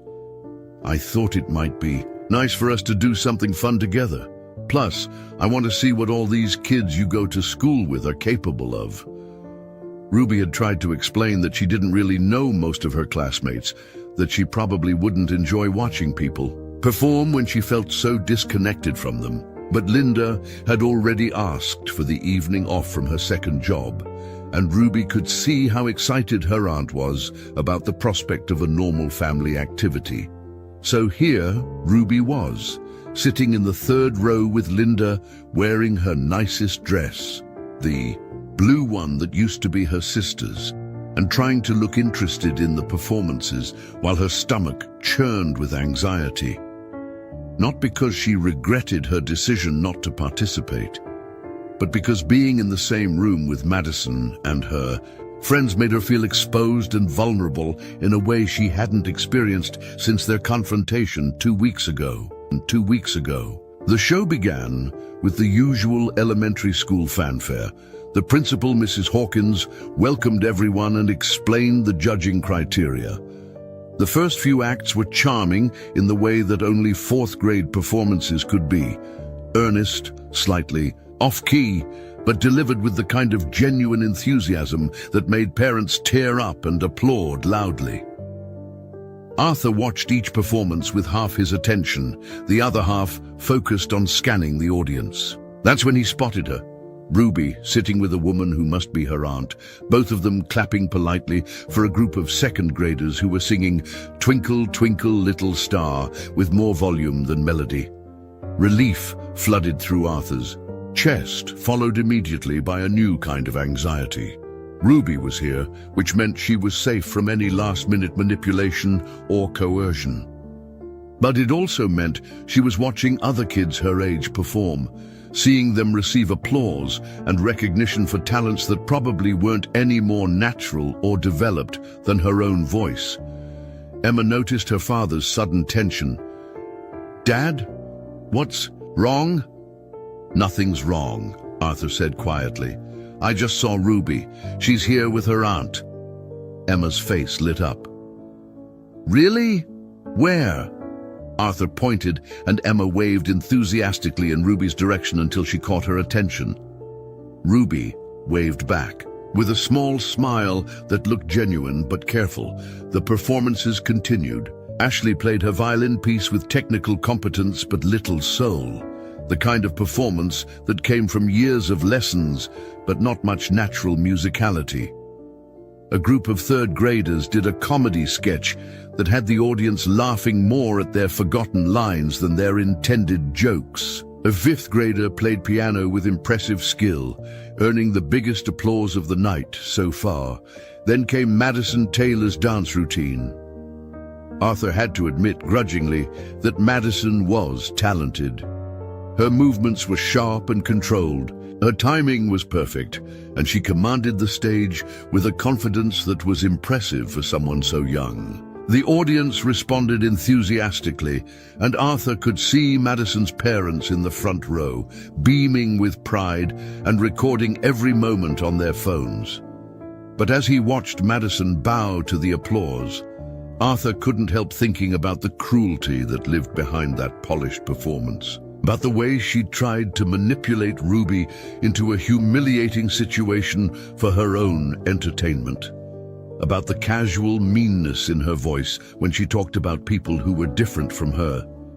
That's when it happened. As Madison was leaving the stage, she passed close enough to the microphone to be heard throughout the gymnasium, whether intentionally or accidentally. Though Arthur suspected it was intentional, her voice carried clearly as she said to Ashley, "Too bad Ruby Murphy couldn't be here to see what real talent looks like." The comment was quiet enough that many people in the audience missed it, but Ruby heard it. Arthur saw her face change, saw her shoulders stiffen, saw something shift in her expression that made his heart race with protective fury. But then Ruby did something unexpected. Instead of shrinking into her seat or looking away in embarrassment, she stood up, slowly, deliberately, with a calm that seemed to surprise even her aunt. She walked down the aisle toward the stage, her worn blue dress flowing behind her, her chin held high. The gymnasium fell silent. Mrs. Hawkins, who was announcing the next act, stopped mid-sentence. The other performers backstage craned their necks to see what was happening. Madison Taylor, who had just reached the wing, turned around with an expression of shock that would have been comical under different circumstances. Ruby reached the foot of the stage and looked up at Mrs. Hawkins. "Excuse me," she said, her voice carrying clearly in the hushed auditorium. "I know I didn't sign up to perform, but would it be possible for me to sing one song?" Mrs. Hawkins looked flustered. "Well, we don't usually. Do you have music prepared?" Ruby turned toward the audience, her eyes finding Arthur's across the rows of chairs. Arthur understood immediately. He stood up, his heart pounding, and raised his hand. "I can accompany her," he called out, "if that's all right." The principal looked from Ruby to Arthur and back again, clearly trying to process this unexpected development. The audience was murmuring with curiosity and anticipation. Parents were whispering to each other, wondering who this girl was and why she'd suddenly decided to perform. "I suppose that would be fine," Mrs. Hawkins said finally, "if you're sure you're prepared." Ruby nodded, then turned back to Arthur. "Same song we practiced Thursday?" she asked, her voice steady despite the magnitude of what she was about to do. Arthur smiled, pride and terror warring in his chest. "Same song we practiced Thursday." As Arthur made his way to the stage with his guitar, Emma clutching her wildflowers, and following close behind, he realized that Ruby Murphy was about to do something extraordinary. Not because she'd been tricked or manipulated or dared into it, but because she'd chosen it. Because Madison Taylor's casual cruelty had awakened something in Ruby that was stronger than fear, more powerful than self-doubt. Ruby Murphy was about to show an entire gymnasium full of people what real courage looked like. And Arthur Stewart was going to be right there beside her, providing the foundation she needed to let her voice soar. The moment of truth had arrived, and it was nothing like any of them had expected it to be. Arthur Stewart's hands trembled slightly as he adjusted the microphone stand and positioned his guitar on the small stool someone had brought from backstage. The gymnasium, which had been buzzing with curious murmurs just moments before, had settled into an expectant silence that felt almost sacred. 300 people, parents, teachers, students, siblings, all focused on the small figure in the blue dress who stood at center stage with a composure that seemed impossible for someone so young. Ruby Murphy had never been the center of attention. In her entire life, she was used to being overlooked, dismissed, invisible. But standing here now, with the stage lights warm on her face and the audience waiting to hear what she had to offer, she felt something she'd never experienced before. The absolute certainty that she belonged exactly where she was. "What song are we doing?" Arthur asked quietly, though he already knew the answer. They'd spent hours perfecting their arrangement of Hallelujah, Leonard Cohen's masterpiece, filtered through Ruby's pure voice and Arthur's gentle guitar work. "Hallelujah," Ruby confirmed, her voice steady. Then, so quietly that only Arthur could hear, she added, "Thank you for believing in me."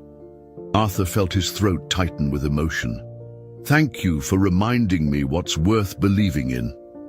In the audience, Emma Stewart clutched her wildflowers and whispered to her Aunt Linda, who had insisted on moving closer to get a better view. "That's Ruby," Emma said excitedly. "She's amazing. Wait until you hear her sing." Linda looked at this girl who had somehow captured her daughter's enthusiasm and Arthur's protective instincts. Ruby didn't look like much. A thin 9-year-old, in a dress that had seen better days, standing on a makeshift stage in an elementary school gymnasium. But there was something in her posture, something in the way she held herself that suggested depths most people never suspected. In the third row, Ruby's Aunt Linda gripped the program so tightly it crumpled in her hands. She'd never seen her niece volunteer for anything, let alone something as public and exposed as this. Ruby had always been the quiet one, the careful one, the girl who preferred to blend into the background rather than risk drawing unwanted attention. What had changed? What had given her the courage to stand up in front of all these people? Backstage, Madison Taylor watched with an expression that cycled rapidly between shock, anger, and something that might have been fear. This wasn't how things were supposed to go. Ruby Murphy was supposed to be at home, safely out of the way, probably relieved that she'd avoided the humiliation Madison had planned for her. She wasn't supposed to be on stage, claiming space and attention that belonged to people like Madison herself. "What is she doing?" Ashley whispered, her violin still clutched in her hands. Making a fool of herself, Madison replied, but her voice lacked its usual confidence. Just wait. She'll freeze up or forget the words or something. Then everyone will see what I was trying to save her from. But Jessica, who had been watching Ruby's face, wasn't so sure. There was something different about Ruby Murphy tonight. Something calm and centered and utterly fearless that Jessica had never seen in any of their classmates. Arthur played the opening chords of Hallelujah, his fingers finding the familiar progressions with muscle memory that felt like coming home. The sound of the guitar filled the gymnasium with warm, honeyed tones that seemed to wrap around the audience like a gentle embrace.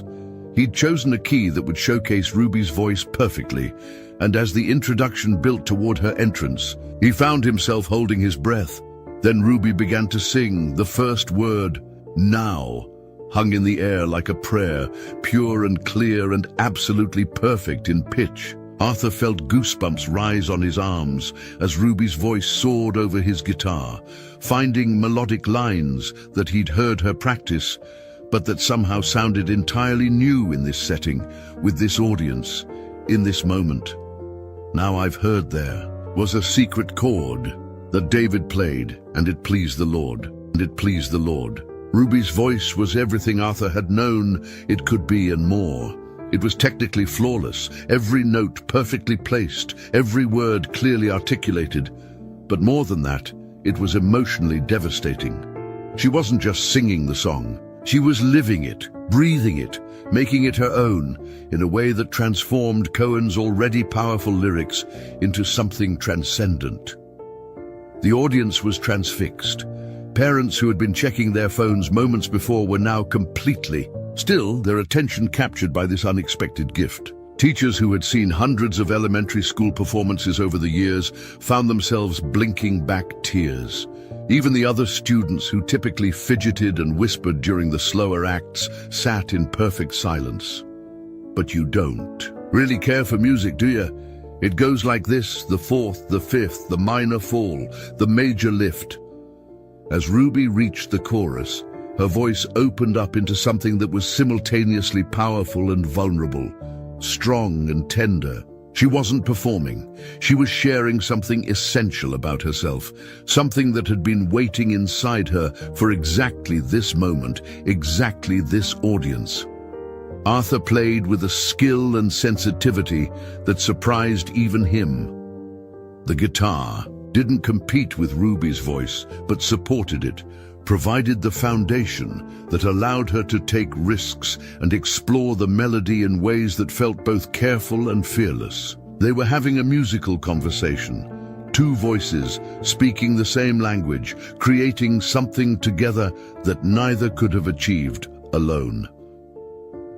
In the front row, Mrs. Hawkins sat with her mouth slightly open, completely forgetting her role as the evening's master of ceremonies. She'd been an educator for 25 years, had heard thousands of student performances, but nothing had prepared her for this. This wasn't just a talented student giving a good performance. This was art, pure and simple. This was a voice that belonged on professional stages, not in elementary school gymnasiums. Hallelujah, hallelujah, hallelujah, hallelujah. As Ruby sang the final chorus, her voice seemed to fill every corner of the gymnasium, touching something deep in the chest of everyone who heard it. The song wasn't just about music anymore. It was about courage, about finding your voice despite the world's attempts to silence you, about the particular kind of beauty that emerges when someone finally allows themselves to be fully seen. Arthur played the final chord, letting it ring out into the silence that followed. For a moment, one perfect, crystalline moment, the gymnasium was completely still. Not the awkward silence that sometimes followed mediocre performances, but the reverent silence that comes when people have witnessed something genuinely extraordinary. Then, the applause began. It started with Emma Stewart, who jumped to her feet so quickly she nearly dropped her wildflowers. Then Linda, Ruby's aunt, who was crying openly as she clapped with fierce pride, then Mrs. Henderson, Ruby's teacher, who was shaking her head in amazement as she applauded. Within seconds, the entire gymnasium was on its feet, applauding with the kind of enthusiasm usually reserved for professional concerts. Ruby stood at the microphone, her eyes wide with surprise and something that might have been joy. She'd expected to feel scared, to feel exposed, to regret her impulsive decision to perform. Instead, she felt complete, as if she'd finally found the missing piece of herself that she'd been searching for without even knowing it. Arthur stood beside her, his guitar hanging from its strap, his face glowing with pride and something deeper, the satisfaction that comes from helping someone else discover their true potential. He'd forgotten what it felt like to be part of something beautiful, something meaningful, something that reminded you why music mattered in the first place. The standing ovation continued for what felt like hours, but was probably only minutes. Parents were wiping their eyes, teachers were shaking their heads in amazement, and students were staring at Ruby as if seeing her for the first time, which in many ways they were. When the applause finally died down, Mrs. Hawkins took the microphone with slightly shaking hands. "Ladies and gentlemen," she said, her voice thick with emotion, "I think we can all agree that we've just witnessed something very special here tonight." More applause, and Ruby felt her cheeks flush with a warmth that had nothing to do with the stage lights. "Ruby," Mrs. Hawkins continued, "that was absolutely beautiful. Thank you for sharing your gift with us." In the audience, people were already pulling out their phones, not to check messages, but to call friends and family members. "You should have been here," they would say. "There was this girl, this 9-year-old, and she sang Hallelujah like nothing I've ever heard before." Backstage, Madison Taylor stood frozen, her carefully constructed social hierarchy crumbling around her. Every assumption she'd made about Ruby Murphy, about her worth, her talent, her place in the world, had just been proven spectacularly wrong. And every person in that gymnasium had witnessed it. As Ruby and Arthur made their way off the stage, they were surrounded by people wanting to congratulate them, to ask questions, to express their amazement. Teachers were talking about recording opportunities and music programs. Parents were asking about lessons and competitions. Someone mentioned calling the local newspaper, but through it all, Ruby kept her eyes on Arthur, the man who had seen her potential before she'd even known it existed. The man who had chosen to believe in her voice when she couldn't believe in it herself.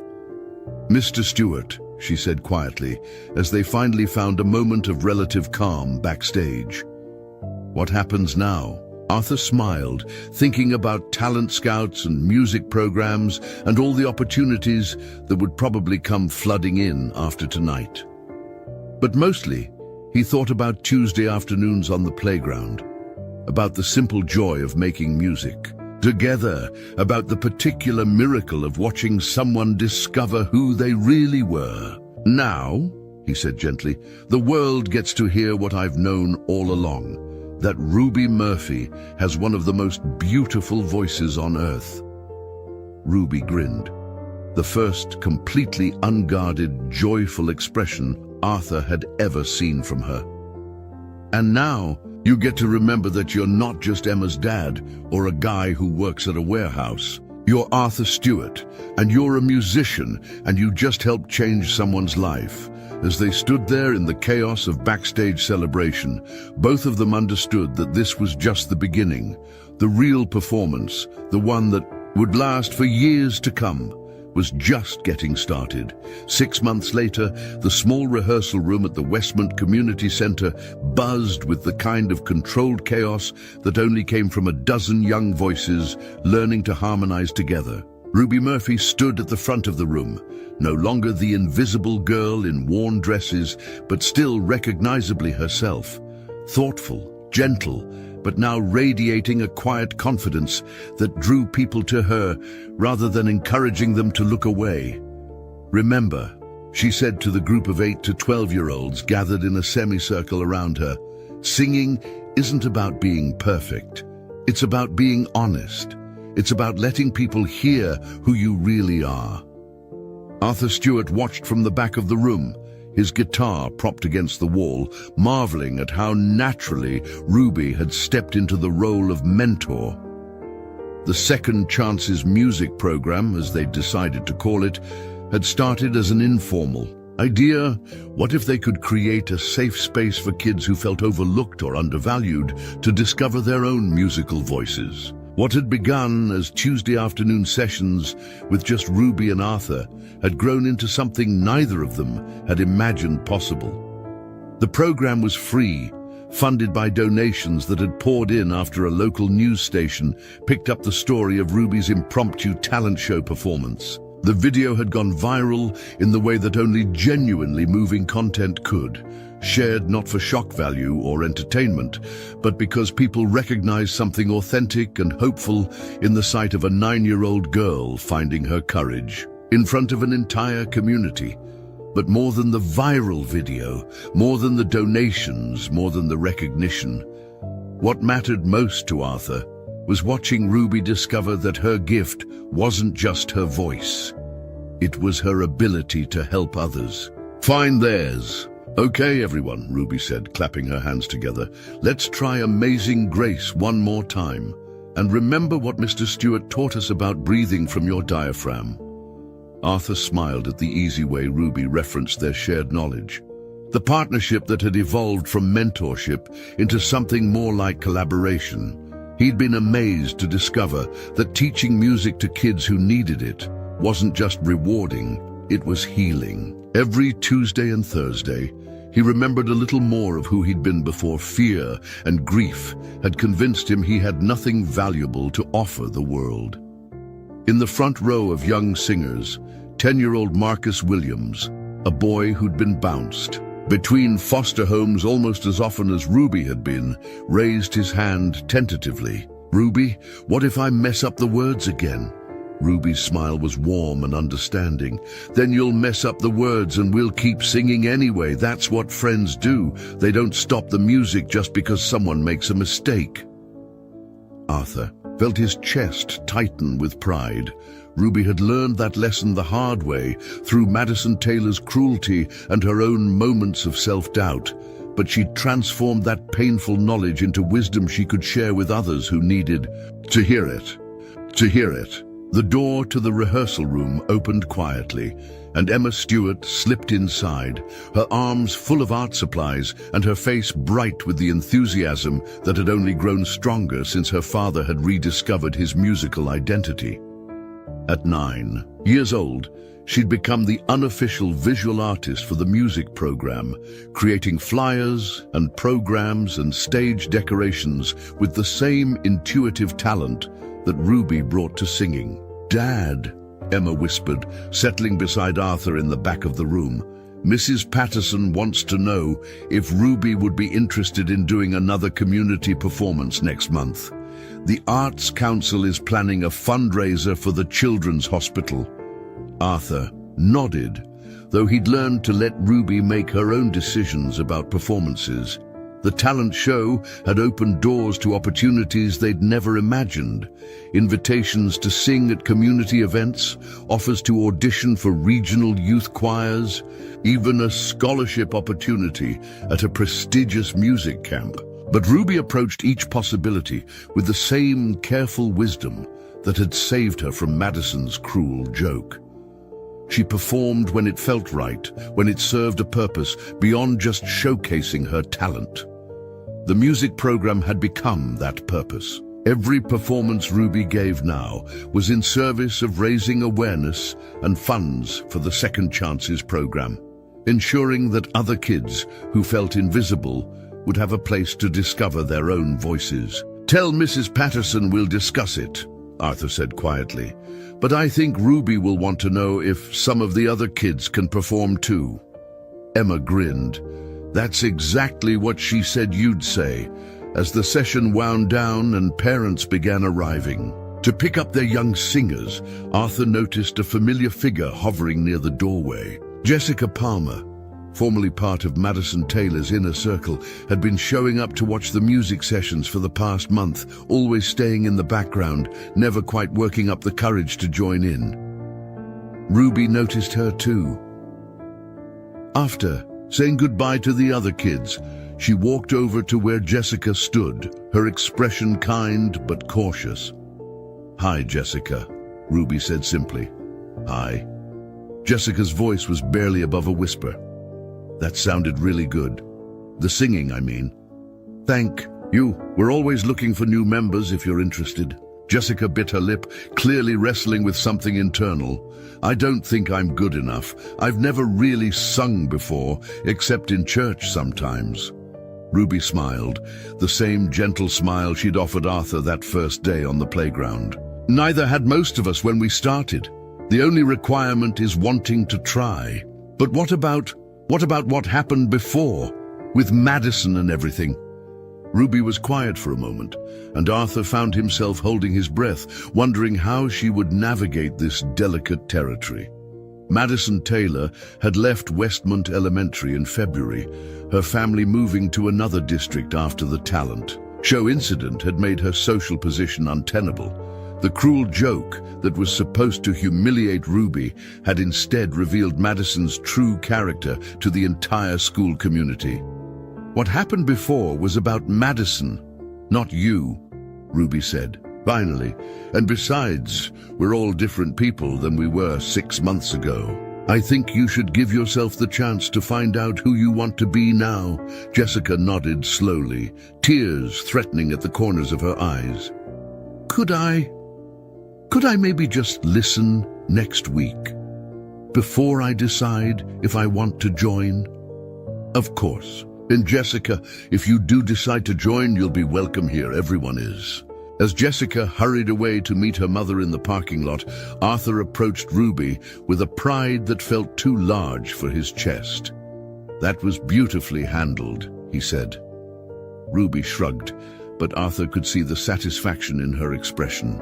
Everyone deserves a second chance to be better than they were. "Is that what this program is really about?" Arthur asked. Second chances? Ruby considered the question seriously, the way she always did when asked about something important. "I think it's about first chances, actually. First chances for kids to discover they're worth listening to. First chances to feel like they belong somewhere. First chances to realize they have something valuable to offer the world." Arthur nodded, thinking about his own journey over the past 6 months. The warehouse job was just a job now, not a symbol of everything he'd lost. He'd started taking on private music students in the evenings, rediscovering the joy of teaching scales and chord progressions to kids whose parents saw music as enrichment rather than necessity. The insurance career felt like something that had happened to someone else. Not lost, exactly, but outgrown. Most importantly, Emma was thriving. Not just surviving her remission, but flourishing in the way that kids do when they see their parents, happy and fulfilled. She'd become Ruby's biggest cheerleader and closest friend, the sister Ruby had never had, and the creative collaborator Emma had always needed. "Mr. Stewart," Ruby said as they packed up the music stands and folded the chairs, "can I ask you something?" "Always. Do you think my sister would have been proud of me for the music program and everything?" Arthur felt his throat tighten. Ruby rarely talked about her sister, the one who died in the car accident that had led to Ruby living with her aunt. But sometimes, in quiet moments like this, she'd reference that loss with the matter-of-fact sadness of someone who'd learned to carry grief without letting it define her. "Ruby," Arthur said gently, "I think your sister would be amazed by who you've become. Not just the singing, but the way you care for other people. The way you turn your own pain into something that helps others heal." Ruby nodded, satisfied with his answer. "I hope so. I like to think she can hear me when I sing, you know? Like maybe music is how we stay connected to people we've lost." Arthur thought about his own losses, about the version of himself he'd mourned for 2 years, about the dreams he'd thought were buried forever. "Maybe it is," he said. Maybe that's what makes music so powerful. It's how we remember who we were and discover who we're becoming, all at the same time. As they walked out to the parking lot together, Arthur reflected on how much had changed since that first afternoon when he'd heard Ruby singing alone on the playground. The broken single father and the invisible girl had found each other at exactly the moment when they both needed to remember that they were worth something, that they had gifts to offer, that their voices mattered. Ruby was no longer the girl who ate lunch alone or tried to make herself invisible. She was a leader, a teacher, a beacon for other kids who needed to know they weren't alone. Arthur was no longer the man who'd lost his sense of purpose, along with his career and confidence. He was a mentor, a musician, a father who'd remembered how to model courage and resilience for his daughter. But most importantly, they'd learned that sometimes the most profound healing comes not from being saved by someone else, but from discovering that you have the power to save yourself, and in doing so, to save others. The Second Chances music program would continue to grow, drawing kids from across the district who needed to know that their voices were worth hearing. Ruby would continue to perform, not as a spectacle or entertainment, but as a beacon of hope for anyone who'd ever felt overlooked or undervalued. Arthur would continue to provide the foundation that allowed others to soar, finding in their success a satisfaction deeper than any personal achievement. And sometimes, on quiet Tuesday afternoons, when the formal session was over and it was just the two of them in the rehearsal room, Ruby would sing and Arthur would play. And they would remember that this is how miracles really happen, not with fanfare or headlines, but with one person choosing to believe in another, one voice choosing to trust itself, one moment of courage that ripples outward into countless other lives. The girl who was supposed to be a joke had become a joy. The man who thought he was broken had discovered he was just healing, and together they'd created something beautiful from the ruins of what they'd lost, proving that sometimes the most extraordinary stories begin with the quietest voices finally deciding their worth being heard. Up next, you've got two more standout stories right on your screen. If this one hit the mark, you won't want to pass these up. Just click and check them out, and don't forget to subscribe and turn on the notification bell so you don't miss any upload from us.